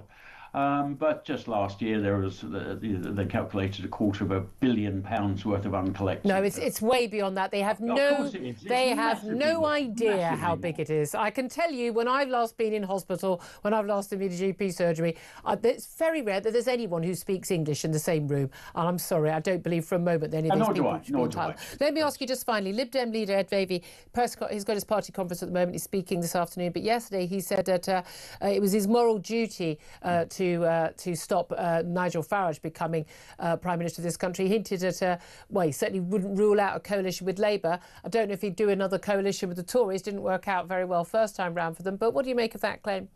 Well, of course, Ed is just so much more decent than the rest of us, isn't he?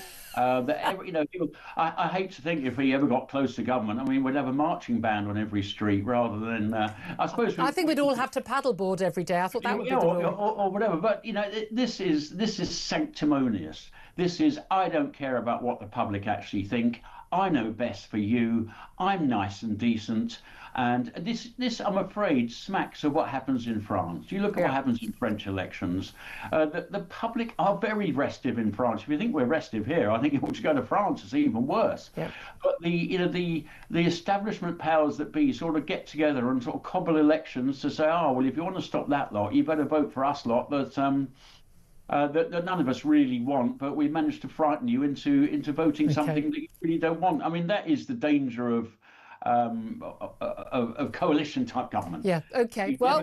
We'll see what happens. I don't think anyone's going to agree to anything in advance, but we'll see whether the Tories and Reform might end up doing it themselves. But there we are. We're going to have to leave it there. Time is against us. Lord McKinley, Conservative peer, thank you very much, Steve, for joining us. I want to speak right now to someone in relation to that Epping hotel. We're saying Epping hotel resident is the headline of the BBC. No, so an illegal migrant being put up at taxpayers' expense at the Bell Hotel in Epping. Hadush Kabuta, sorry, he's from Ethiopia. He has been convicted. We found, at the beginning of this month, convicted and found guilty of sexually assaulting both a 14-year-old girl and a woman. He's now been sentenced to 12 months behind bars. I mean, whoopity-doo-dah, we'll be lucky if he serves even a few weeks there. But let's talk to Karen McIver. She's a local resident and branch secretary of the Epping Forest Reform UK party and has attended many of those marches, those protests that many, particularly mums, began in the wake of that case and that arrest of that illegal migrant. Karen, first of all, do you welcome, well, not just the verdict, which we had a few weeks ago, but the sentencing today? Hi, good afternoon, Julia. Thank you very much for having me on. Thank you for joining us. I'm exasperated, Julia. What a disgrace to give such a ridiculous sentence. I mean, the guy's come here illegally. He's been convicted of a vile assault. And, my thoughts are with the family, the young lady and the other lady. We have been peacefully protesting as a community for the past 3 months. Peacefully being the big word we use here.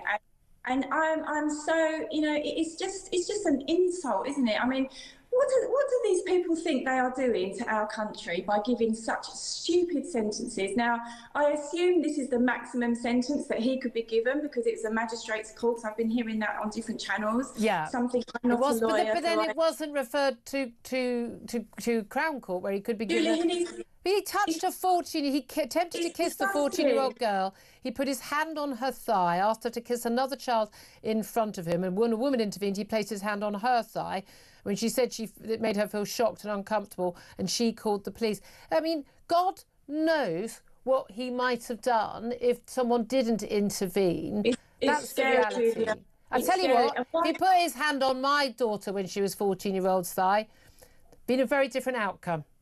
He needs to be deported, Julia. He's here illegally. There's nothing else to say. He's here illegally. He needs to go.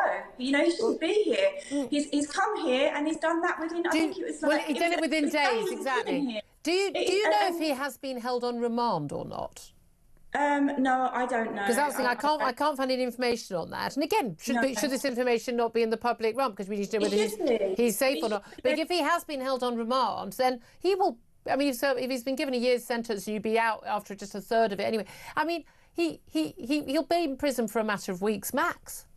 It's disgusting, and our legal system, the people in charge should literally be ashamed of themselves. They are not protecting British people, and this has been very much highlighted, and the British people have got behind us in Epping, and this sends shockwaves because it is such a poor outcome. It needs to be reviewed. He needs to be deported, and let's just think of this lovely family, and that's what we're thinking of. We protest every week, twice a week actually.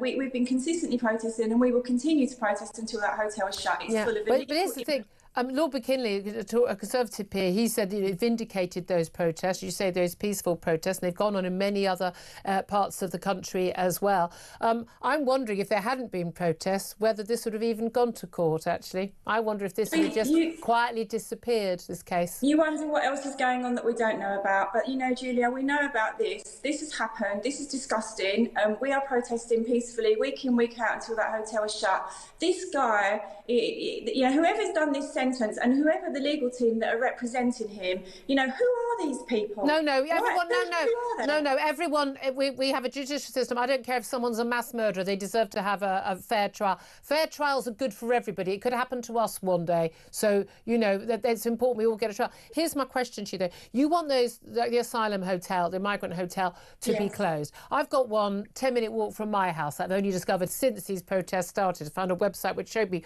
where they all were and was able to identify it. So here's the thing. So you get that hotel closed. These people aren't going to be deported anytime soon. They're not going to be going off on that one in, one out thing. No, France isn't going to accept these people. So where do you want these people to go? I mean, I know you and I both want them out of the country. They're not going to be out of the country. Isn't it better? So they're in that hotel, even at great cost to us, and we know where they are. So you can warn your children, don't go near, rather than in a house next door. I don't agree with that, because it's next to a secondary school, and this is the point that we're making week in and week out. The hotel is inappropriately next to a secondary school. Therein is the problem. It's in the completely inappropriate place. It's been closed before, Julia, because it's inappropriate. It shouldn't have been reopened. And, you know, as we've said many times, the local council, led by Conservatives, have let us down big time. They shouldn't have allowed it to reopen. They should have fought for us sooner. And had they fought for us sooner, who knows, these incidents may not have happened. But the fact is they have happened.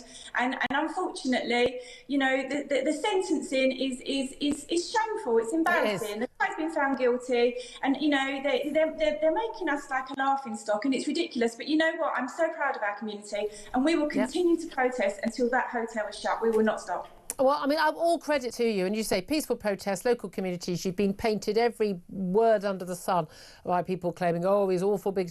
You've been proved right. You've absolutely been vindicated. I completely understand, and all power to you. Thank you very much indeed for joining us. Karen McIver, she's a local resident of near the Bell Hotel, and she's also branch secretary of Epping Forest Reform UK Party.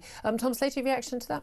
Well, it's just a reminder, isn't it, about the fact that the hotels have become a signal problem. But at the same time, unless you've got a credible plan to house the people you need to process and to deport those who have no right to be here. They're not. They're just going to be... The government just moved around. The Tory government, last Tory, and the Labour government now want to just move them into local housing, rubbish little bedsits. They want to move them. I don't care what quality accommodation they get, because there's plenty of British people living in worse.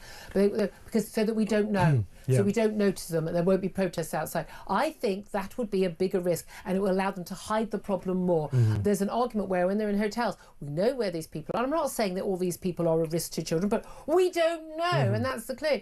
Love to hear your thoughts on that, your reaction. Give us a call. 0344 499 1000 is the number to get in touch. All credit to people like Karen McIver and others, and we've spoken to many others who've been involved in those protests. You know, peaceful protests saying no.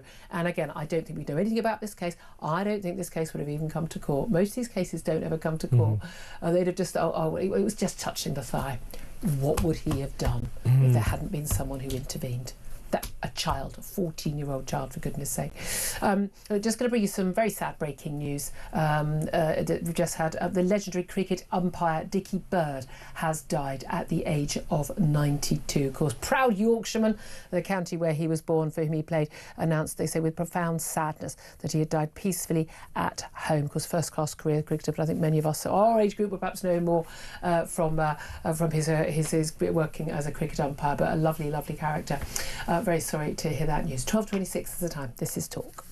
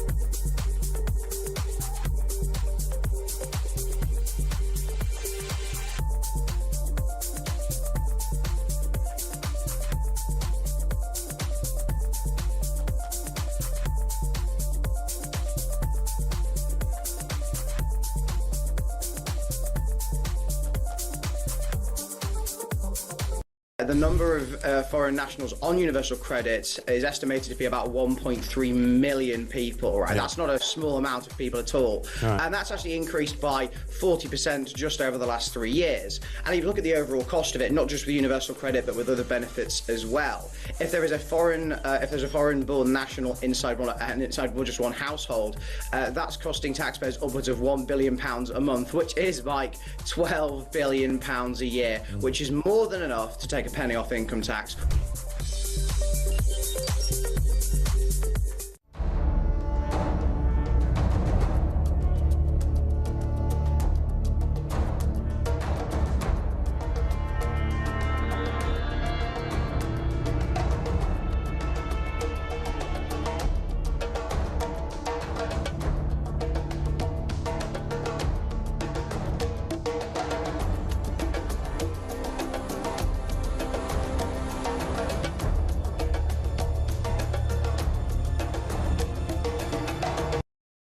Across the UK, on DAB+, on your smart speaker, on your smart TV, and on your side. This is Talk. This is Talk, the Home of Common Sense, with me, Julia Hartley-Brewer. Thank you very much indeed for your company. 12:29 is the time. Just a reminder of that breaking news that the asylum seeker, illegal migrant, Hadush Kabati, a 38-year-old, who has already been convicted of a sexual assault on a 14-year-old girl in Epping, in Essex, just days after arriving in the UK on a small boat, also sexually assaulting a woman as well. He has been jailed in the last hour or so for 12 months, just 12 months. It'll serve a matter of weeks. Massive, just absurd sentence. But of course, already an illegal migrant. So, should we deport him? Well, where to? Because we can't seem to deport anyone, can we? He's from Ethiopia. I don't know, part of that 1 in, 1 out to France. Who do we get in return? Your reaction to that, give us a call, 0344 499 1000. Is the number to call. Love to hear your thoughts on that. You get in touch. Also, asking for your thoughts on where we are in terms of Nigel Farage's ban on foreign nationals from claiming benefits and indefinite leave to remain.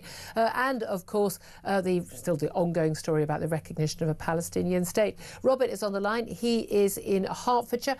Robert, what do you want to talk about? Good afternoon, Julia. I'm a bit angry regarding Starmer recognising Palestine as a state. I'm angry that I've got a globalist as a Prime Minister instead of having a patriot. Okay? Yep. Now, he's definitely done this to appease the Muslims in his country. Now, I've done some research. The Muslims only make up 6% of the population.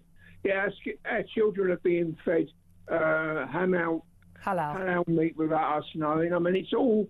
In many schools, certainly in prisons, that's now sort of the norm. I mean, I find that utterly extraordinary, I have to say. I think there's the cruelty involved in halal meat. I don't even think it should be legal, frankly. Well, it's about a choice. I mean, it seems like you're not getting a choice. But going back to what I was saying about, he's a globalist.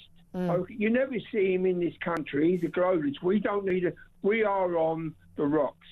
We need a patriot. I'm not saying that Nigel Farage is the man, although I'm a member of Reform, but unless he gets all these, radical lawyers sorted out, I mean, when you think of it, the country is being led by the left wing. How this has happened in the last few years, I'll never know, because Corbyn got a good idea at the elections, and they sort of. And now they control everything. They control the NHS, they control the transport unions, they control the colleges and the universities and the schools.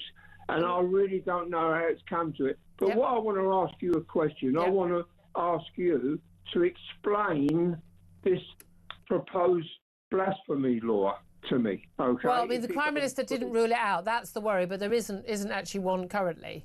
But that's going to be a concern in terms of people being able to quite rightly criticise any darn well religion they want to criticise. Well, look, I'm an ordinary Joe. Okay, you can tell by my accent I'm an ordinary Joe. Now, I don't recognise Islam as a religion. They're an ideology. Well, okay? I mean, there's political Islam, which is an ideology, but Islam is a religion. Yeah, okay, I'm talking about the political one. Yeah. So they're obviously the ones who are going to enforce this, the same as they're enforcing the Sharia law. Okay. You know, but look, I'm going to have to leave there because I've got to get to another call before I get to a break. But look, I mean, I think the main thing is that people should be allowed to criticise any religion of any sort, any beliefs in any religion and any institution. That's part of democracy. It's part of free speech, and it's how we have the society we have today. And any limit on that is definitely bad news for all of us. But Robert, thank you very much for that call. Let's go to Brian. He's in Wigan, and Brian, you want to comment on that sentencing of the illegal migrant who's been convicted of sexually assaulting a 14-year-old girl and a woman in Epping. Yeah, good afternoon, Julia. First of all, my sympathy for Dickie Bird and his family. He won't recognise Yorkshire. He's old Yorkshire nowadays. Yeah. However, I was driving along when I heard the news and I actually swore at the radio. Yep. I said, I do that quite a lot. You know, it's a good job he didn't do free speech and go on Twitter and do so. He would have got more. How disgusting is this sentence? What is our justice system coming to? It's an absolute joke. And this is, forget all this human rights thing. He cannot say, well, I'm gay, so you can't send me back. No, deport straight away to Eritrea, where he's from. Now, he's from Ethiopia. I tell you what, I bet you anything, he'll be able to claim that he'll face persecution because of this criminal conviction in Ethiopia, and he'll use that as a way of staying here, and a tribunal judge will go, oh, you're quite right, under human rights, we'll have to keep you here. I bet you anything that's what happens. Well, then that's a problem, Julia. It's getting to the stage now where people are said enough's enough. But then again, we get cold far right. You know, and it's normal people who say, no, this is crazy. And let's not import people into the country who think that sexually assaulting a 14-year-old girl is okay. No, it's just unbelievable. And, you know, what would have happened if it had been a British person who had done that? What sentence would he have got? No, I think the sentence would be around the same. The main thing is we don't sentence people to long. Most people who commit these sort of crimes don't get actually charged anyway. They rarely, these things get pleaded down, and they're getting. Look, we see the grooming gangs, the ones that like brutally gang raped girls again and again and again for years, and they're getting like 14 years. They should come out in a box, mate. It's as simple as that. I'm going to have to leave it there, Brian. Thank you very much indeed for that. Just a breaking news, the Prince and Princess of Wales are visiting Southport today. We've got that Southport inquiry with some extraordinary revelations coming out about what happened in Southport. I'm sure we'll come to that in another show this week. Right now, we're going to take a break. We're going to find out whether or not Donald Trump was right in telling women, only kinds who can get pregnant, women who are pregnant, whether or not they should or should not take Tylenol, paracetamol, as we know here. Is there a link between paracetamol and autism in your child? We'll ask Carl Hennigan, the professor of, I know this is old-fashioned, evidence-based medicine at Oxford University. This is Talk. We are the home of common sense.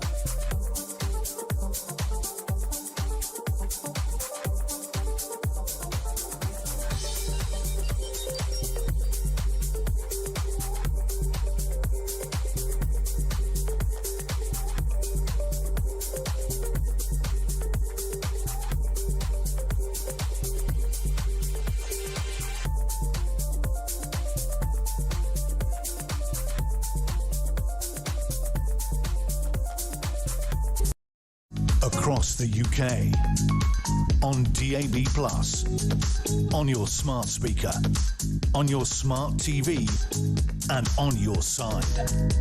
This is Talk. Good afternoon, welcome back to the show. 12:38 is the time. I'm Julia Hartley-Brewer. Tom Slater's also still here. Let's talk about Tylenol and Trump and autism. Of course, we know Tylenol as paracetamol here in this country. Tom Slater, in fact, pretty much everywhere around the world. But Donald Trump yesterday, alongside Robert F. Kennedy Jr., his health secretary, his health minister, basically advised pregnant women in America not to use the pain reliever Tylenol, i.e. paracetamol, when they were pregnant because of a risk of autism. What do you make of him saying that? This is from the man, by the way, who also told people to maybe drink disinfectant like bleach to deal with, to cure them from COVID. No, absolutely. I mean, it seems, I'm not going to claim to be an expert. I know you'll be speaking to one of those shortly, but it seems from a kind of cursory reading that this is something which isn't borne out by the available mainstream evidence. It's something which there was a big study, a Stockholm-based study a few years ago, which seems to have demonstrated that there is no clear link. And so you have to ask the question as to, is there an alternative set of data that we're not being told about? How did they come to this conclusion? Or is this what I think many will suspect it is that the White House, given some of Donald Trump's slightly questionable previous comments surrounding public health, but maybe more specifically RFK Jr., who is very much vaccine sceptical, is putting it a bit lightly. Yeah. And we're not just talking about COVID vaccines here, we're talking about MMR, that whole disproven debacle, and also all kinds of other, frankly, kind of quite strange theories, not just about health, but about the world and how it works. So it's one of those things where it's a reminder that because faith in the medical and pharmaceutical establishment has been so shattered in recent years, and understandably so with the experience of COVID, so many lies told and so on, that people are more and more willing to believe things, which in this case doesn't seem to be true. And that's the worry, isn't it? Well, look, let's talk about this with someone who's, again, it's an original idea, but as a professor of evidence-based medicine at the University of Oxford, you know him well, of course. Carl Hennigan joins us now. A very good afternoon to you. Good afternoon, Julia. Thank you for joining us. I mean, look, I remember when I was pregnant, everyone gives you plenty of advice, don't they? But paracetamol was pretty much the only thing you were allowed to take, and only when desperately needed and only in very small doses. And we were told that was pretty much the only medicine that we were told was safe for your unborn child. Now we're being told by, President of the United States, that the man who runs his health department, that it's not safe and it could cause autism in your unborn child. Is there any evidence for that? So to say also, the US FDA has announced an introduction of a new warning label for the drug paracetamol, citing... That's the Federal Drug Administration, Food and Drug Administration. US FDA, they're regulated. But look, this is a great moment to think about the actual evidence. So they reference several large cohort studies, including one called the Nurses' Health Study and the Boston Birth Cohort. First thing is to realise they were published in 2019. So now we're 6 years later, you're like, why is this message coming now? They were both included then in a 2022 systematic review of all the studies, 13 that found a small but weak association in terms of the relationship of paracetamol to things like autism and neurodevelopmental delays.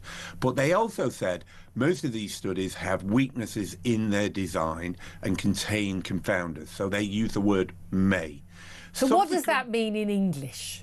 Well, listen, let me tell you, what it means is we need better, higher quality studies, and that's what exactly happened. In 2024, there was a Swedish study of 2.5 million children published in JAMA that said, we find no association. And one of things they did is do what's called a family sibling analysis. So they looked in the same families and if you use paracetamol in some and in not, then we can compare the two and get rid of any family genetics or environmental factors. And it completely disappeared with that analysis. And even if there had been an association, as you say, sort of correlation. So, well, I did take paracetamol on this child as autistic, and that child, I didn't have paracetamol when I was pregnant, and that child isn't. But again, correlation or association isn't causation, as in this happened as a result of this. Yes, so what you're saying is I can associate paracetamol in a very small, remembering where they found it was in those exposures where people were taking much higher doses. much longer term use. So the question is, what's wrong with these people already? And that is a potential confounder that rules out causation. That's interesting, yeah. So the big issue here, nothing has changed in the evidence base, yet what's happened here is this has been the politicization of science and evidence. Trump and RFK Jr., I think, are trying to distract, trying to say somehow we have all the answers, when actually the problem here is paracetamol remains the only over-the-counter medicine you can take. The problem in the US is going to be huge because many doctors are going to stop prescribing it. Yeah, but the worry here is, of course, I mean, you think when it's paracetamol, you just take it if you've got a bit of a headache, maybe a bit of a hangover or something, but actually we're talking about one of the few drugs women can safely take, not with a risk to their child, for, say, if they have a fever, but actually there could be risks if they don't take that, or if they take an alternative medication that could be more risky in terms of the damage to their child as well. So again, it's playing the odds. Yes, I think, look, when it comes to pregnancy and prescribing, it's one of the areas, and I teach this, is I always go and check my formula and check, is it okay to give this drug? What's the advice? Certainly there are alternatives that actually are contraindicated, like aspirin, ibuprofen. Yeah. They're no-nos. So the problem here is you're right. If you have you're in pain, but you have a fever, that carries risks. So I think this is I just can't work out what they think they're trying to achieve.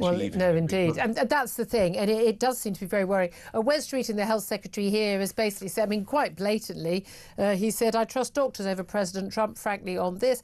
He urged the public to pay no attention to Donald Trump. He said, there's no evidence to link the use of paracetamol by pregnant women to autism in their children. None. And he mentioned that 2024 study in Sweden. And he says, don't take my word for it. As a politician, listen to British doctors, British scientists, the NHS. Here's the problem, though. I know we have people like Andrew Wakefield, who was an absolute liar and a grifter. I mean, made up a study to pretend there was a link between MMR and autism. I mean, lost his GMC licence, and quite rightly so. But we've also had in recent years some, you know, basically the medical and scientific establishment throwing away their integrity and the trust that many of us had in them. People like me, I'm the daughter of a doctor, for goodness sake. When the chief medical officer and the chief health advisor to the prime minister were on, you know, on those podiums ahead of, you know, COVID lockdowns and told us things, I trusted them, because why wouldn't they be telling me the truth? Now, they changed their tune an awful lot over the period of COVID and lockdowns. We know for a fact that when we were told things like, you know, you should have the vaccine because it will prevent spread. No evidence for that whatsoever. You should wear masks. It will prevent you catching the disease or you giving disease to other people. No evidence for that at all. You know, I've spoken about that many, many times. That children and young people should have COVID jabs. No evidence for that in terms of the, you know, the benefit and the risk. The risk of death, the actual risk of COVID to the general population. They were very dishonest about that as well. Well after knowing where the risks were, which were largely those with health comorbidities, very, very obese, or largely people over the age of 80, let's be honest. Now, I've lost all trust in the medical and scientific establishment as a result of that, because I don't know whether it's Big Pharma talking, whether people are covering their backsides. You and I have spoken about the fat jabs, and they say they're all safe. There's a few, you know, few unpleasant side effects, but otherwise they're safe. I don't believe for a moment that they're safe. I don't believe for a moment we won't have a massive problem with future problems, because I don't trust a single word Big Pharma says, or a lot of the medical establishment anymore. They threw that away for whatever reason, and that's why we're in the mess we're in now, that people don't trust scientists and medics anymore. So, first thing is to say it's not often I agree with Wes Streeting, but this time I do. And then second is to say it seems to be often I agree with you, Julia, and this time I do. And in doing so, I think the last time I think we were here were about the mid-90s, when people realised there was a crisis in healthcare and people were using opinions, politicisation, and using all sorts of treatments that were detrimental to people's health. I find ourselves 30 years on and we've come back full cycle. Yeah. Competing interests, ideology, just round the corner is the next game changer, a magic bullet, and actually there's a crisis here. Now, I think what needs to happen is we should have an independent investigation to a really complex problem, is autism and ADHD.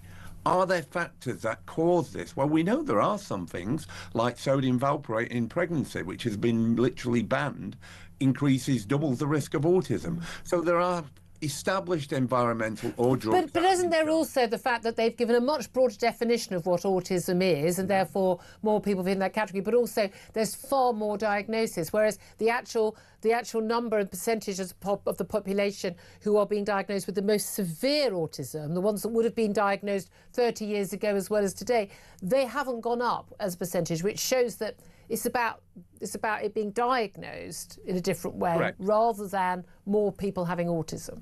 So that would form part of this independent investigation, the spectrum of disorders. We've seen this in mental health, where it's an indication creep. You can treat more people. And in mental health, when you see somebody with clinical depression, you're like, oh my gosh, I can't believe, is there anybody in there? It's the same with autism when you see a child who can't speak, literally, compared to spectrum disorders, where you see, my gosh, this person's a leading worldwide personality. So I think this issue of indication creep is huge in where we are. Now, I tell you one thing I saw the other day is a study coming out of Sweden, was the de-diagnosis of people with ADHD from childhood. And why was that? Because they're saying it's limited me. I want to go into places like the armed forces. And they're saying, well, you can't come in if you've got this stuff. I don't want a label. Yes, so remember, labels come not just with things that might you think you benefit, they'll come with long-term consequences and harm. But also you do get the extra hour in each of your exams at GCSE, and an awful lot of parents quite like that. I'm sorry, but that's what's going on for me when I see a lot of the time. So good to talk to you. We could do this for half an hour. Carl Hennigan, Professor of Evidence-Based Medicine at the University of Oxford, thank you very much indeed. Very rare. We're both in agreement with Westminster eating. Ignore this. But don't take paracetamol unless you really need it. It's just that simple, isn't it? 12:49 is the time. Up next, going to go live to the Lib Dem Party conference in Bournemouth. We're going to talk to Christine Jardine about the moral duty of Lib Dems to prevent reform from taking power. This is Talk, the Home of Common Sense.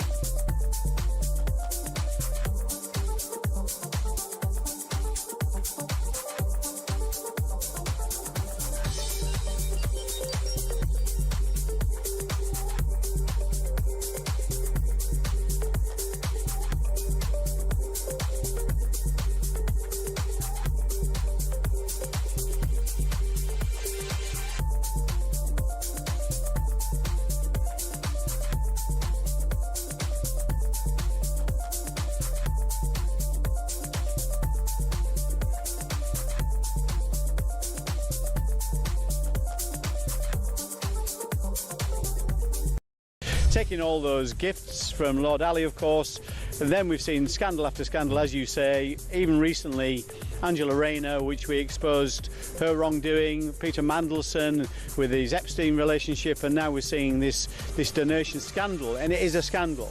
You cannot take donations from sources without declaring them to the Electoral Commission and then to the parliamentary authorities. This is wrong. It is clear what has happened. It needs to be investigated, and if found guilty, sanctions imposed.